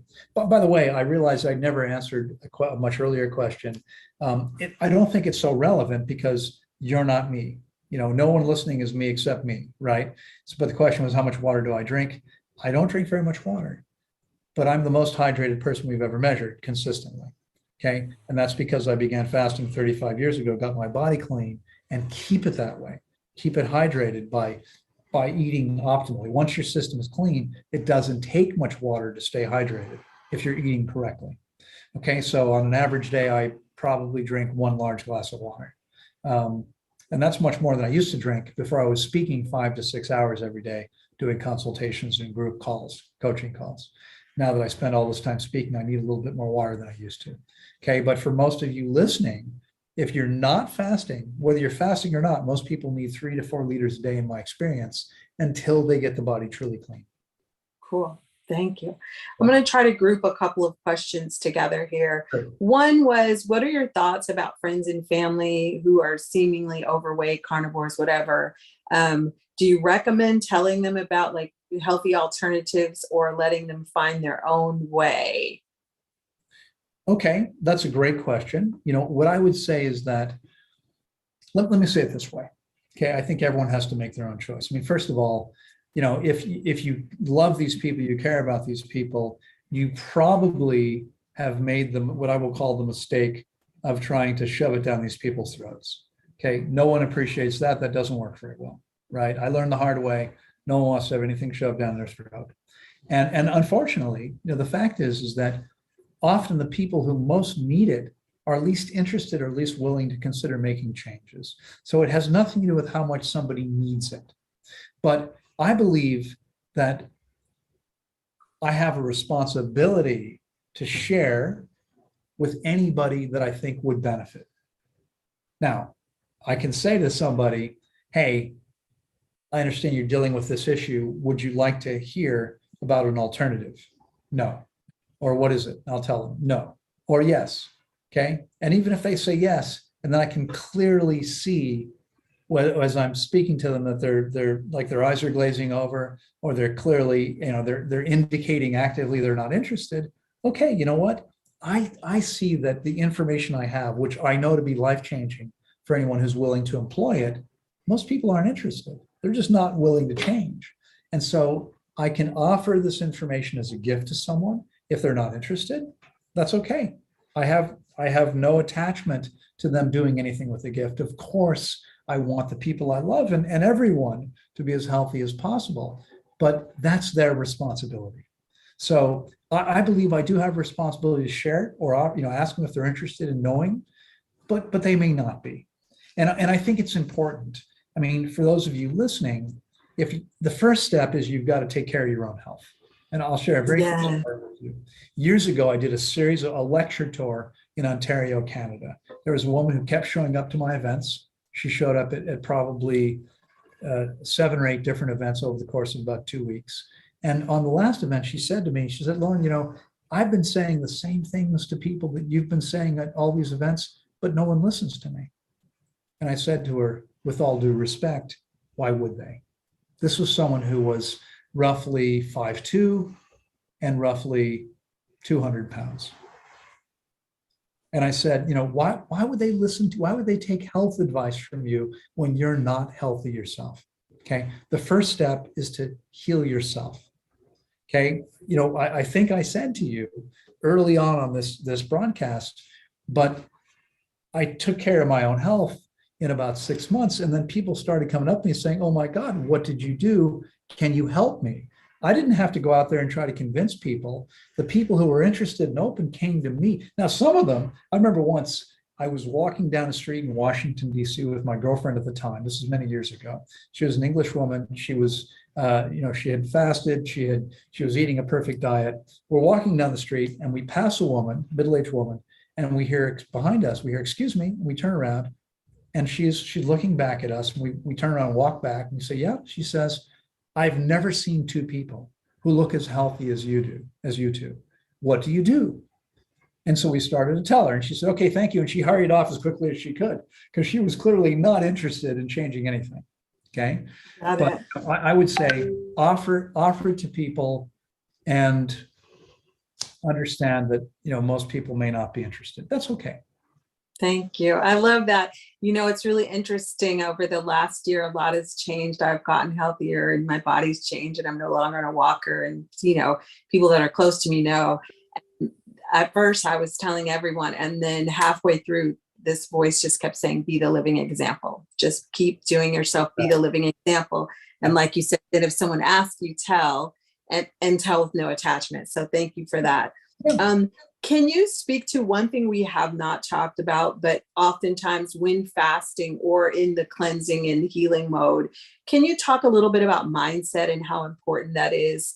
Because I know I recently watched one of your videos that I hadn't seen in a while, and I found it really helpful, because there's two ways I think I'd like for you to talk about it. One, the importance of our mindset is equally, in my opinion, equally as important as what we're eating, because we can eat really healthy, and if we have a bad mindset, that's going to show up in the body as well.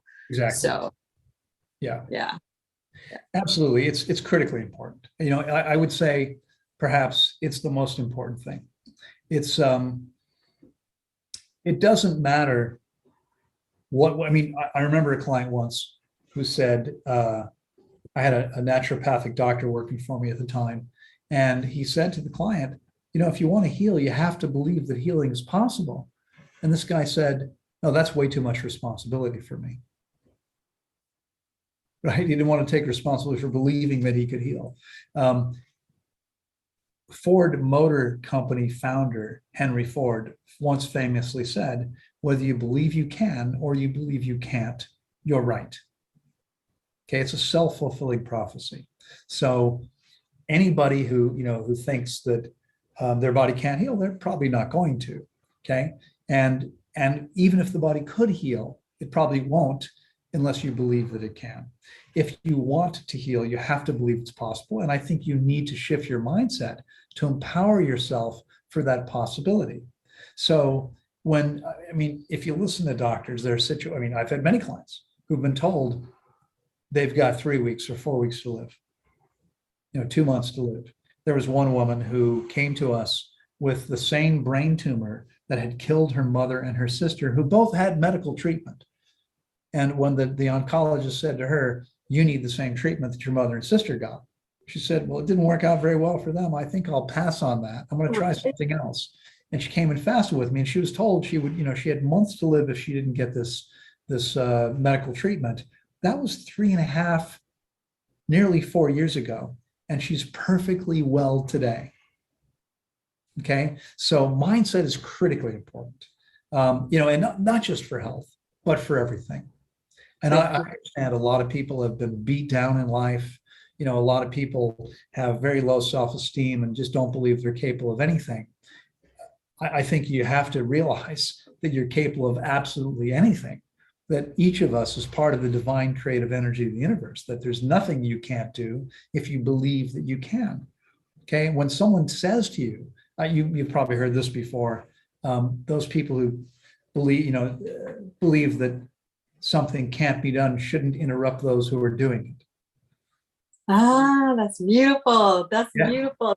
Right? That bears repeating, Loren. Say that again. Yeah, those people who say that something can't be done shouldn't interrupt those people who are doing it. Okay, so if you've got people, if you're listening here and you've got people in your life telling you that you can't do this, you can't do that, you can thank them for sharing their opinion, and then you can excise that belief and that energy from your life. Okay, and you get to decide, right? I've got family members I love, but I don't want to spend much time with because they're very, very negative. Yeah. Okay? Yeah. So you don't have to spend time with people that you love. It's up to you. You get to choose where to put your time and energy. And I like to surround myself by people that are positive. So you bring in a beautiful point. Oftentimes too, on this path of returning to our natural species specific diet, people might live with family members that don't eat that way, or roommates, or how to interact socially. That seems to be a big thing. Can you speak to that? I know you have the beautiful luxury of living at Tanglewood and, Right. traveling with, like you said, people, but can you speak to how to stay focused or in our own lane with our own healing, even though we might be preparing food for children and other things like that? Because sometimes people say, often we hear it said, this is a very lonely journey.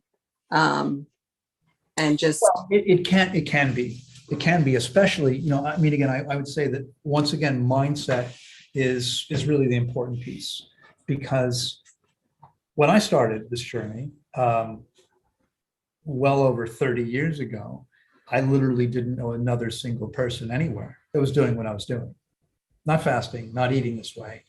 And it didn't feel lonely at all. I mean, it's not, yes, it would have been nice if there were people who understood those things, but I didn't let that interfere with my having relationships with people that I love and cared about. It doesn't have to interfere. It's almost like we make it a problem. It becomes a problem because we make it one. Okay. I remember once, I've never paid much attention to Dr. Phil, but I walked into my sister's house once. I lived in DC and she lived in Boston, and I was up there to give a lecture that night. There was a raw vegan restaurant in her town. She doesn't live there anymore. But as I walked in the door, she was watching Oprah, and Dr. Phil was on the show, and he was saying, if you had any idea how infrequently people thought about you, you wouldn't worry what they thought about you. Yes, you're right. And I mean, I think it was a famous motivational speaker and business coach, and I can't remember this guy's name, an American, who once said, what other people think of me is none of my business. None of my business. Yes. My business is what I think of me. Am I making choices that I'm in integrity with? I don't need anybody else to understand. Now, obviously, if people are going to belittle me or harass me for my choices, then I don't want to spend time with them. And, I had years ago, I went raw. I began fasting. I lost a lot. I went from 165 to 128 pounds. And I didn't own a scale, and I didn't own a full-length mirror. And because I'd had irritable bowel syndrome for years and was constantly bloated prior to this, I bought all my pants a couple inches too big, even my shorts and jeans, and I wore braces, suspenders that buttoned in. So my clothes were always loose because I couldn't have anything tight. It was so uncomfortable around my waist for those 3 years that I was sick. And so I didn't, most people can tell they're losing weight because the scale says so, or because their clothes get loose, or because they can see it in the mirror. I didn't have a mirror, I didn't own a scale, and all my clothes were already loose. And so my family was harassing me because I was getting quite lean, and I didn't really realize how lean it was. In fact, I had a beard, so it wasn't even that visible on my face.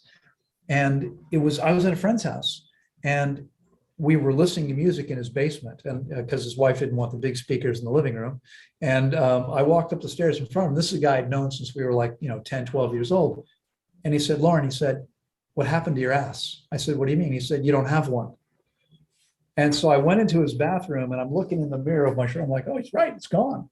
And there was a scale sitting there. So I got on the scale. That's when I saw it was 128 pounds. I thought, okay, this is why people are freaked out about how much I weigh, how thin I am. But, I would say to them, I feel amazing. Okay. But I finally, because they were harassing me about eating more and different things, and I sat them all down. I mean, it was a family weekend. There were about 25 people there, my extended, my siblings and their husbands and wives and kids. And I sat everyone down and said, listen, okay, I was 30 or 31 at the time. I said, I know you don't understand what I'm doing. Okay. I know you don't understand my diet and the choices I make. You don't understand fasting, and that's okay. You don't have to. Okay. I'm a big boy now. Okay. It's my life. It's my body. It's my health. They're my choices. It's okay if you don't understand. If you keep harassing me about food and how much I'm eating, what I'm eating, I'm going to stop coming to family functions. Okay. So let's make a deal. Okay. You leave me alone about what I'm eating, and I won't harass you about what you're eating. And that was the last I heard anyone in my family harass me. That's so beautiful. I was more than 30 years ago. Okay. So I think we always want to be as loving and gentle as possible, but we have to be willing to speak our truth and stand up for ourselves. We have to. Okay. We have to set boundaries. And this boundary was, hey, look, these are my choices. Leave me alone about this. That's so powerful. Thank you for sharing that. A question that has come up is, when you're water fasting, what happens to the old? I think you kind of answered it, but so this might be a quick one for you. What happens to old and current poop while water fasting, and how can you help release it?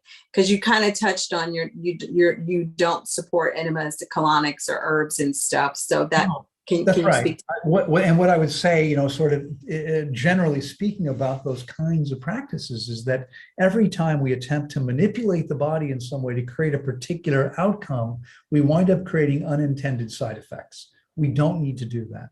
Okay. Virtually everybody who fasts with me winds up eliminating pounds and pounds, kilos and kilos, no matter, depending on where you're from, of old hard material. We don't need to do anything else. Okay. To support the body, what we need to do is we need to sip enough water while fasting.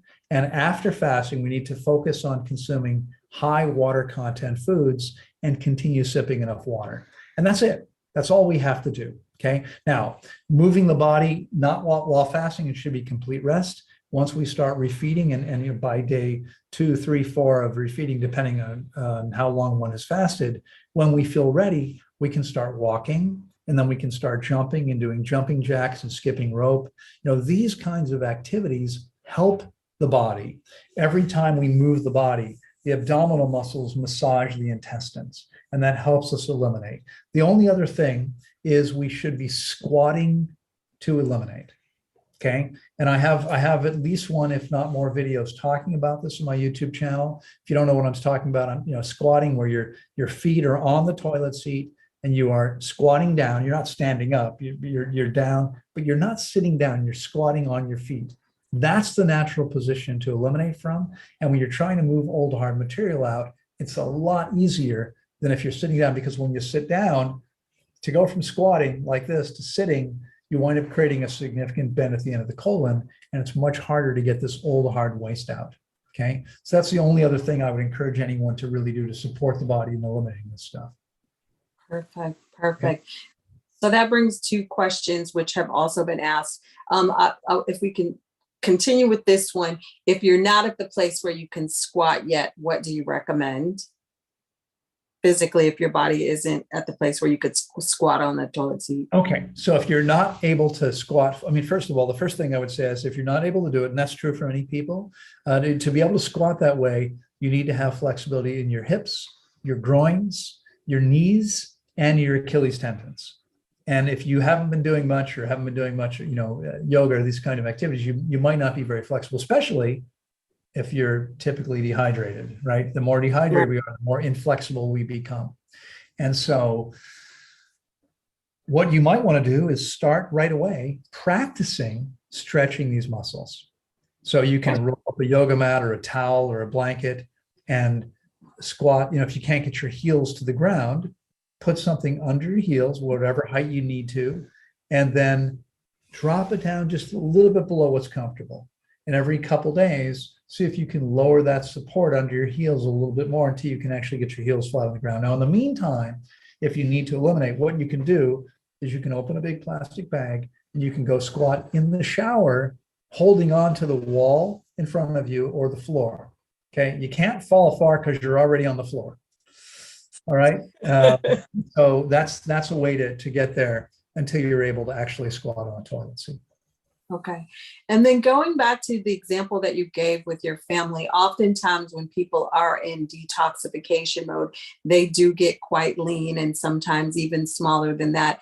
The question is what people worry about that. So what to do. You gave us a good example of how to respond to our families, but also could you speak to, so that we can have peace with that process, if you will, like just go ahead and lean into that and trust the body's intelligence. It'll rebuild when it's ready to rebuild. But people tend to worry, not just their family members. There was someone worrying about, like, what do I do when I get that small? How do I put the weight back on? Yeah. The thing is, let me tell a story real quickly. Okay. I fasted a guy who actually is big in the juice fasting world and realm. Some of you might know him on Instagram, Jeff Juices. He's been juicing and eating a raw vegan diet, fruit-based diet for years to heal himself. By the time he was in his early 30s, he knew he was quite unwell. And he was getting better, but he wasn't getting really well. And he finally came and fasted with me 2 or 3 years ago. And he said to me, he said, I've been following you for years. I believe everything you say, but I was afraid to fast. And he was smart. He came and fasted with guidance. It was life-changing for him. But he came to us pretty lean already, having trouble building muscle and maintaining much weight. He's 6 feet tall, but was probably 130 some pounds. He got down to about 113 pounds. And I was visiting the area where he lived 3 months later. And he was a great guy, and we've become very good friends. He now lives in Bali, and I visited him there twice. He'll be coming back to fast with me again very soon, I think. But I was visiting him after the first one, and we said, hey, let's get together. And so a friend and I went to meet him. We went and met at a little fruit stand.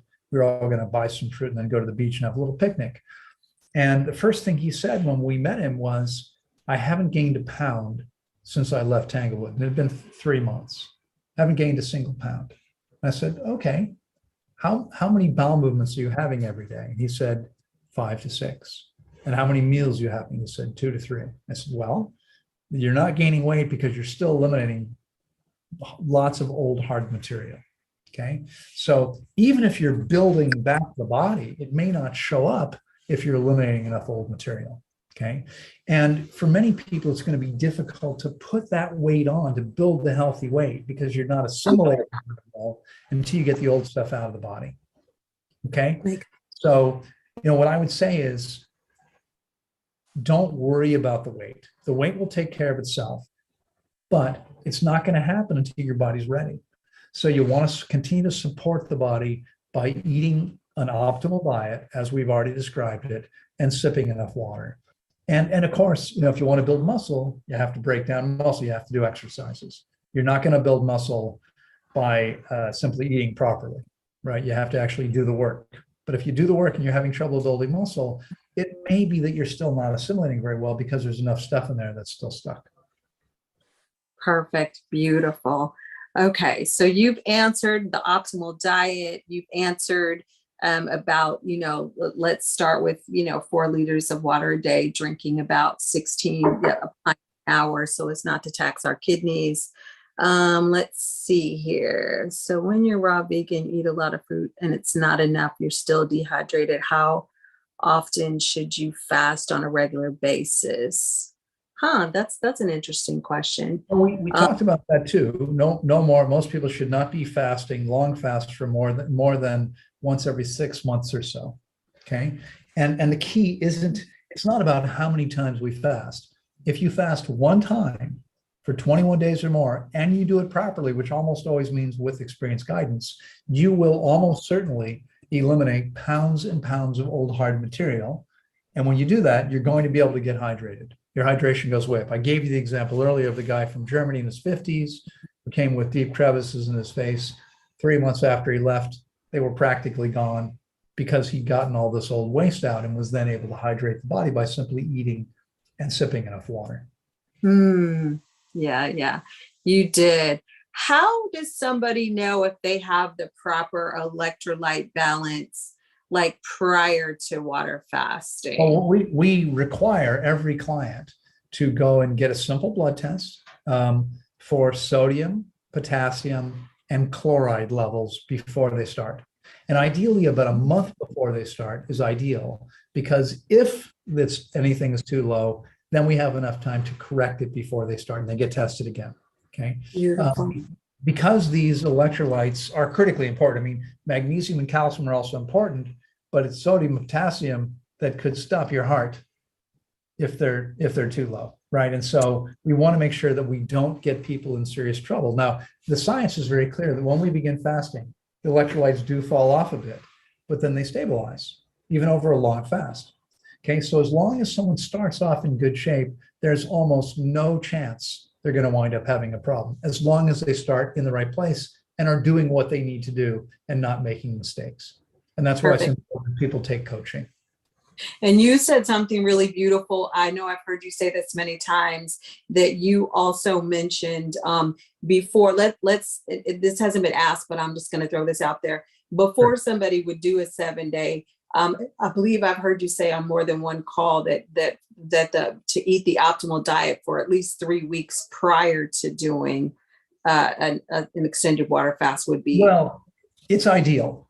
Okay. It's not necessary, and it's unfortunately it's not that uncommon for someone. This is just human nature. Some people will show up having just eaten a steak and drank a bunch of beer and smoked a cigar. They're like, I'm not going to do these things again, so I'm going to do it all right now. That's a bad way to get started, because you put something in your system like meat, which contains no fiber and very little water. Your body has a hard time moving that stuff out, and you're going to go through the fast with the stuff sitting in your system. So it's much better to eat as close to optimally as possible for 3 to 4 weeks before fasting, but it's not absolutely necessary. People who do it are going to get better results. It's going to be easier and less uncomfortable. But we take people all the time who, you can go the other way. I had a woman once, a young woman, she was still in school, and she began fasting. We planned this for months, and we talked about exactly what she needed to do. She begins fasting and she starts vomiting right away. And this went on and on. And I said, what did you do before you came? She said, well, to be honest, for the last couple of weeks, I just ate donuts. Nothing but donuts. Okay, bad idea. You don't want to do that. The cleaner your diet is, the easier the process will be, and the more benefits you'll get, because you'll actually start further ahead. Okay, but even people who are eating normally, it's okay. They're not in danger. It's just going to be a little bit less comfortable. Awesome. Can you talk about some people experience when fasting or in the detoxification mode, if it's eating, this species specific diet, high fruit, high water content, veggies, lettuces, like you said, sleeplessness. Can you talk a little bit about that and how to maybe just ride that wave? Well, I think it's important to not worry too much about that. Again, look, the whole point of the process is to rest as completely as possible. Okay. If you look at any animal, your cat or dog, if it gets sick enough, will lay down and will refuse food. You can put it right in front of it. It won't touch it. Instinctively, they know that healing the body requires so much energy. They don't have enough energy to process food. Okay. And so they'll simply stop eating. That's what happens. Throughout our lives, anybody here, if you've ever been sick with a cold or flu or anything else, you probably felt worse at night than you did during the day. Now, if you've been lucky enough to be able to fall asleep every night, maybe you felt fine. But a lot of people have trouble sleeping when they're sick. And the reason why is because we're diurnal animals, meant to be awake in daylight hours and sleep at night. When it gets dark, as you can see, it is now completely dark here. When it gets dark, this is the light of my laptop you're seeing me through. When it gets dark, our bodies shift into a different state. Everything relaxes and we're liberating energy the body can use to cleanse and heal. And so people detoxify faster at night than during the day. And for many people, that's going to mean it's going to be hard to sleep. Okay, sleep patterns may be upset. It doesn't happen to everyone, but it happens to a lot of people. It's okay. Okay, your job is to rest in the dark all night long. No lights, no screens, just darkness. Okay, so whether you're asleep or not doesn't matter. As long as you're resting in the dark, you should be fine. Awesome. And someone asked, what's the difference between fasting and starvation? Well, it's very simple. Fasting is a beneficial process where the body is living on its reserves, which enables it to cleanse and heal at an accelerated rate. Starvation only happens when we've used up those reserves and the body is now consuming vital tissue because there isn't any more fat reserves to consume. Okay, and so fasting ends when reserves end. If we continue not eating, we're no longer fasting, we're now starving. Starving is not beneficial, will inevitably end in death if taken to its extreme, right? Fasting is always beneficial when done properly. The two never overlap. Fasting is never starving. Now, science often talks about the two things as if they're the same. In fact, in Yoshinori Osumi's papers where he talks about the benefits of autophagy, the term he coined, he says happens much more efficiently and effectively in starvation. What he really meant was in the absence of having to process food, the body can put much more energy into cleansing and healing. It's not starving. It's simply not eating. Beautiful. Two very Beautiful. different things. Yeah. Okay. We're down to 2 more questions. Thank you for hanging in here with us so much, Loren. This has been Sure. so juicy All right. today. I love doing this. It's, it's my favorite thing in the world is to share this information with people. We so appreciate it. So one question someone asked is, let me see if I want to say this correctly. Is there any cure for seborrheic dermatitis? Yeah. Seborrheic, I mean, listen, there are very few things. Is there a cure? Let me back up. As I said earlier, if you missed it, only the organism can heal the organism. So seborrheic dermatitis is a skin condition, and the body can heal virtually every skin condition if it has the right conditions. How do we do that? We fast long enough and properly, because fasting allows the body to eliminate the garbage in the body, which is in virtually every case causing the skin condition. Skin conditions like this are a reflection of something happening deep inside the organism.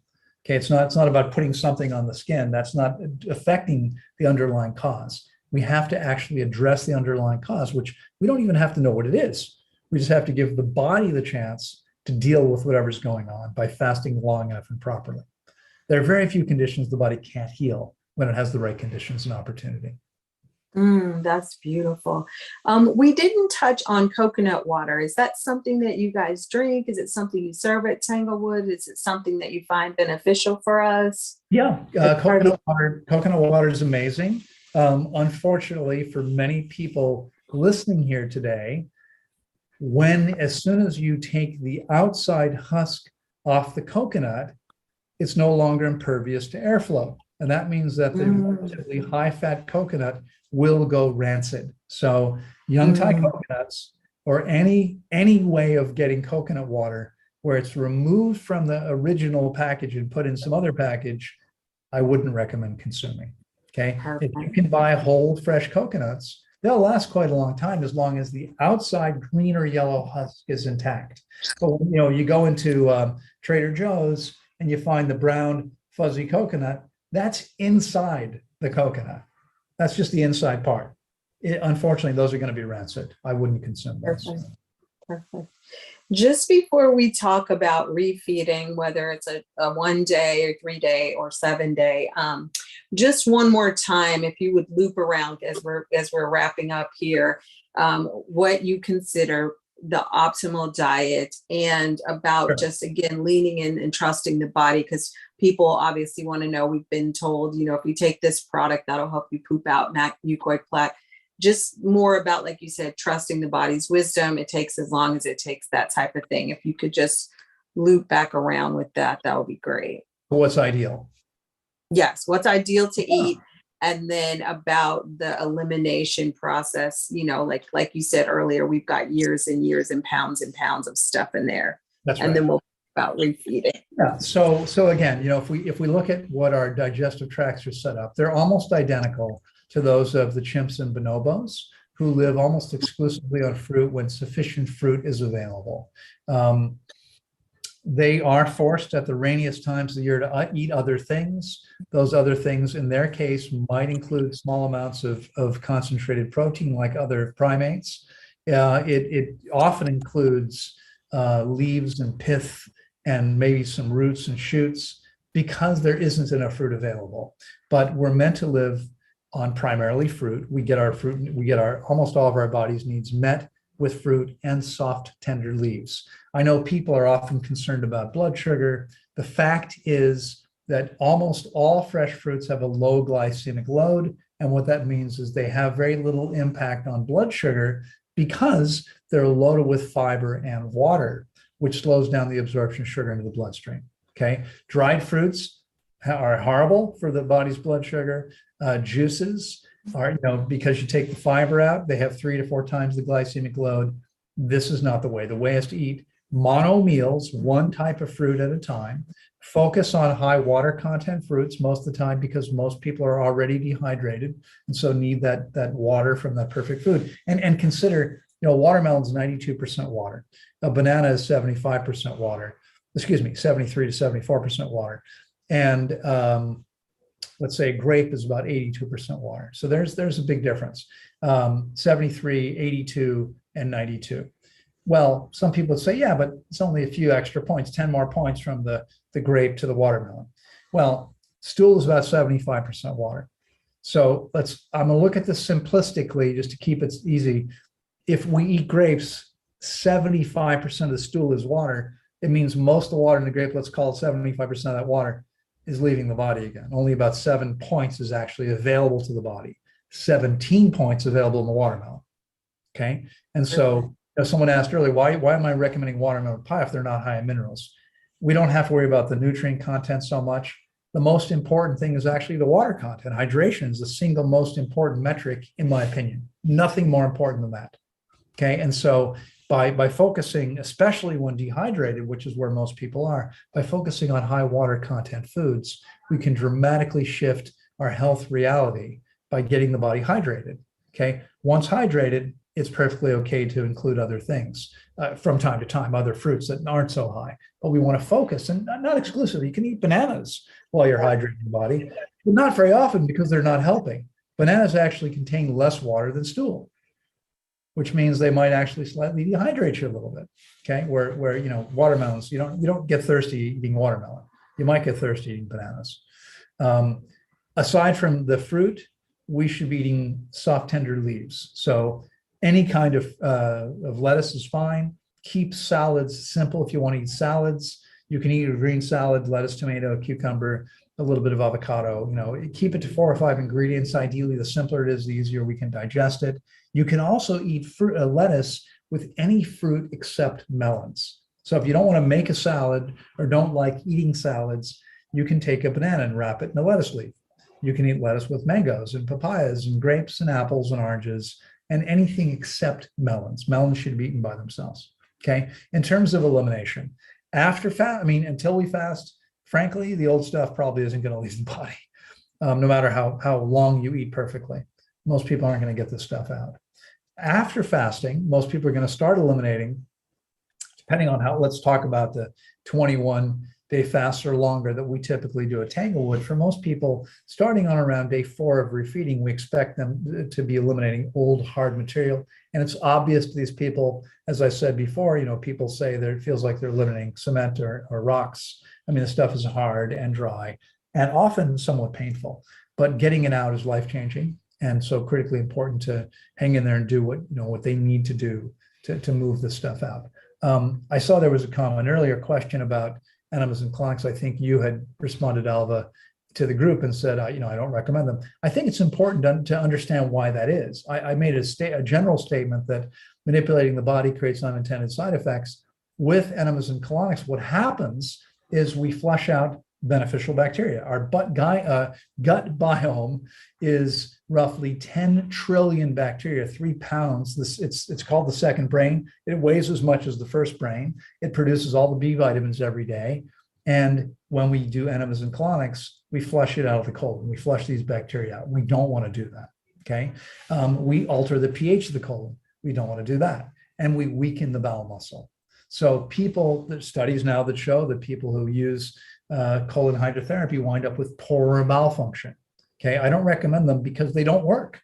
The old stuff's not in the colon, and that's all the colonic or enema can affect is the colon, not the small intestine, because there's a valve that prevents water from moving further backwards. So they're not actually doing much because that's not where the material is anyway, and there's all kinds of harm that comes from doing these things. Okay, so we don't need to worry about this. What we need to do is simply support the body by continuing to make the best choices, and we will eliminate the stuff, assuming that we fasted properly, assuming we did what we needed to do. It's this morning I got a message from a guy, an email from someone who said, I've been corresponding with you. He said, listen, I'm the type of person I realized I need to do this my own way. If someone is telling me what to do, I feel like I'm being controlled. I can't do that. So I'd like to come to Tanglewood, but I want to fast my way. And I'm not going to really take direction, but I want you to be there just in case I have a problem. Then I'll trust you. I said, I'm sorry, we won't take you on that basis. If you're not coachable, then you're going to put yourself in danger and put us in some danger as well. I'm only willing to work with people that are open and coachable. It's really important to understand what your own limitations are. If you've never done a long fast, that's okay. But I've taken more than 10,000 people through this process and done it in my own body 4 dozen times. So maybe it would be useful to take some advice from someone who really understands the process. Beautiful, beautiful. So before Frederick's going to ask you the last question, before we do that, one, I want to say thank you for your generosity and all of the wisdom that you shared with us. I also want to say that for people who might have missed it at the top, Loren's information, now we can find him on Instagram, and we'll post all of that stuff like we always do later. He's got thousands of videos on his YouTube channel that is, so much of it is still just as relevant as everything he said here today. We can go back and do that. If you have questions, you can post them in the chat and I'll do the best to recap anything that he's already said. But maybe you want to watch the video a couple times because he gave us a lot of great information via his own personal story. And for those who are already adopting a raw vegan lifestyle or juicing and into smoothies and stuff, that while that's not what he is into, he did say, he said it repeatedly about the hydrating diet. The more hydrating our diet is, the easier that is on the body, which will also make our fasting experiences easier. And Loren said, not that, so we don't walk away from the call like you have to go to Tanglewood. That's not what he's saying. He's saying if you do anything over 7 days, which you're right, there is a lot of scientific and a lot of books out there that say if you do anything over that, then it is helpful to do coaching. And I know that Loren not only has the facility, but he also has an online coaching program. And so we'll get you those details as well. And you also have a program, please forgive me if I say this incorrectly, but I'm pretty sure it's called Creating Your Perfect Health or something like that, right? That people can. I've got a couple other resources available. One is called the Creating Perfect Health System. It's available on our website.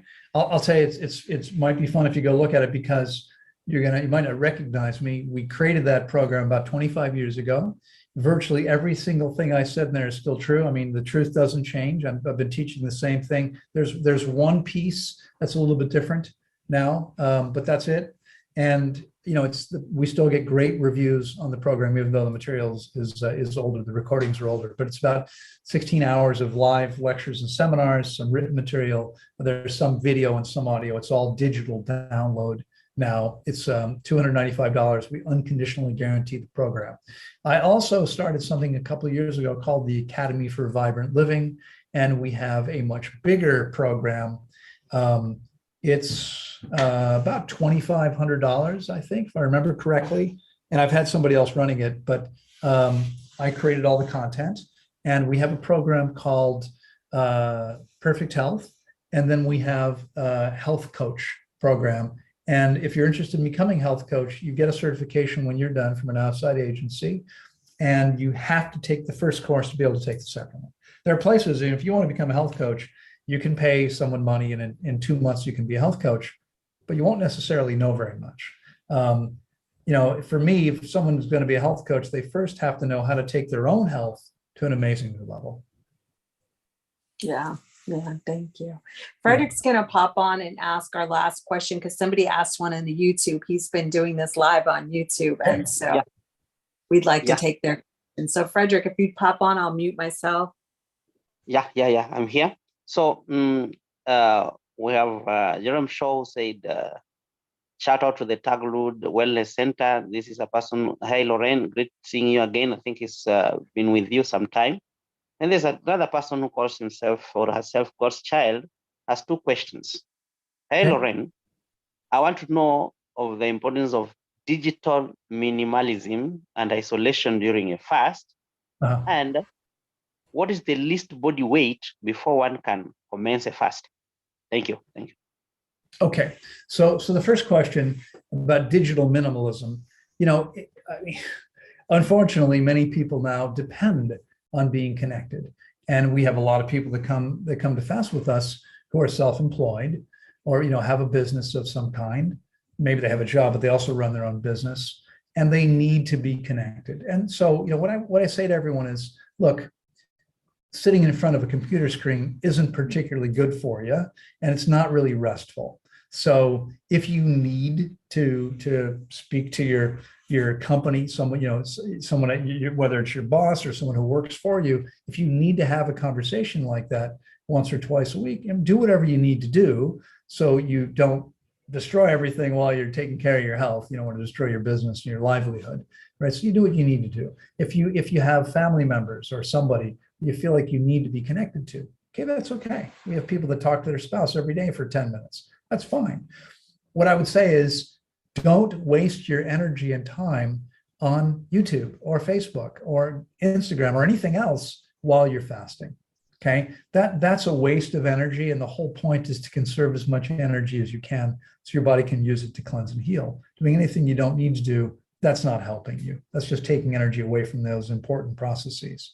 But whatever you need to do to be okay, do that. Take care of those things, and then close the laptop and turn it off, get away from it, leave it alone, whatever. I mean, there are people who fast and they watch videos all day. They're not getting a fraction as much benefit as they could because they're wasting a lot of energy. And there are people who frankly are unwilling to stay present because they're trying to distract themselves from the emotions that are inevitably going to bubble up to the surface as soon as they get quiet and still enough. But doing that's not helping themselves. Okay, it's not very useful to do that. So I would say don't do that. Okay, the second question was about is there a minimum weight someone needs to be able to fast? Unfortunately, that's a question that's impossible to answer. And the reason it's impossible to answer is because, well, what if someone is 4'2"? Their minimum weight is going to be quite different than someone who's 7'2". Okay, there isn't a minimum weight per se.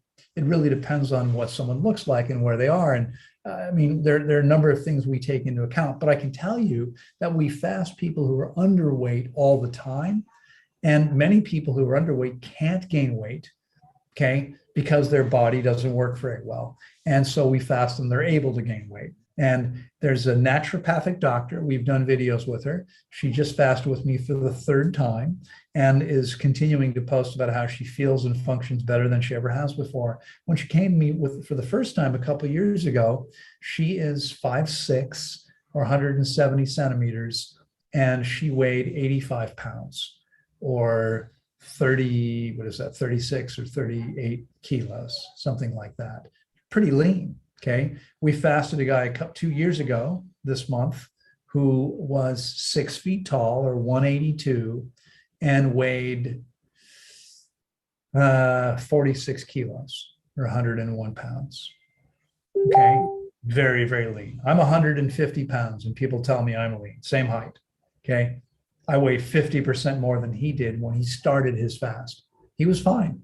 These people were fine. They were able to complete their fast. Now, again, this isn't something you'd want to do without having experienced guidance, but being very lean doesn't necessarily mean that someone can't fast. It's really important that they do it correctly and that they understand what to expect. But often we'll see people who are very, very lean because their body isn't able to gain weight, okay, because they're not digesting, absorbing, or assimilating properly. We can resolve those issues by fasting. Of course, they're going to lose weight. The thing is, they lose much less weight than the average person does, okay, when they're very lean to start with. So, they might lose 30, 40, 50% as much as the average person does. On the other hand, we have people who are morbidly obese. They're going to lose much more weight than the average person does. And when the underweight person begins refeeding, they start gaining weight usually. When the overweight person begins refeeding, they continue losing weight. It's an amazing thing. The body's incredible. And the beautiful thing too is I know that by email, and again, we'll provide his contact details. Loren does do consultations. So like you said, like there are some things he can't answer because they're specific to that individual.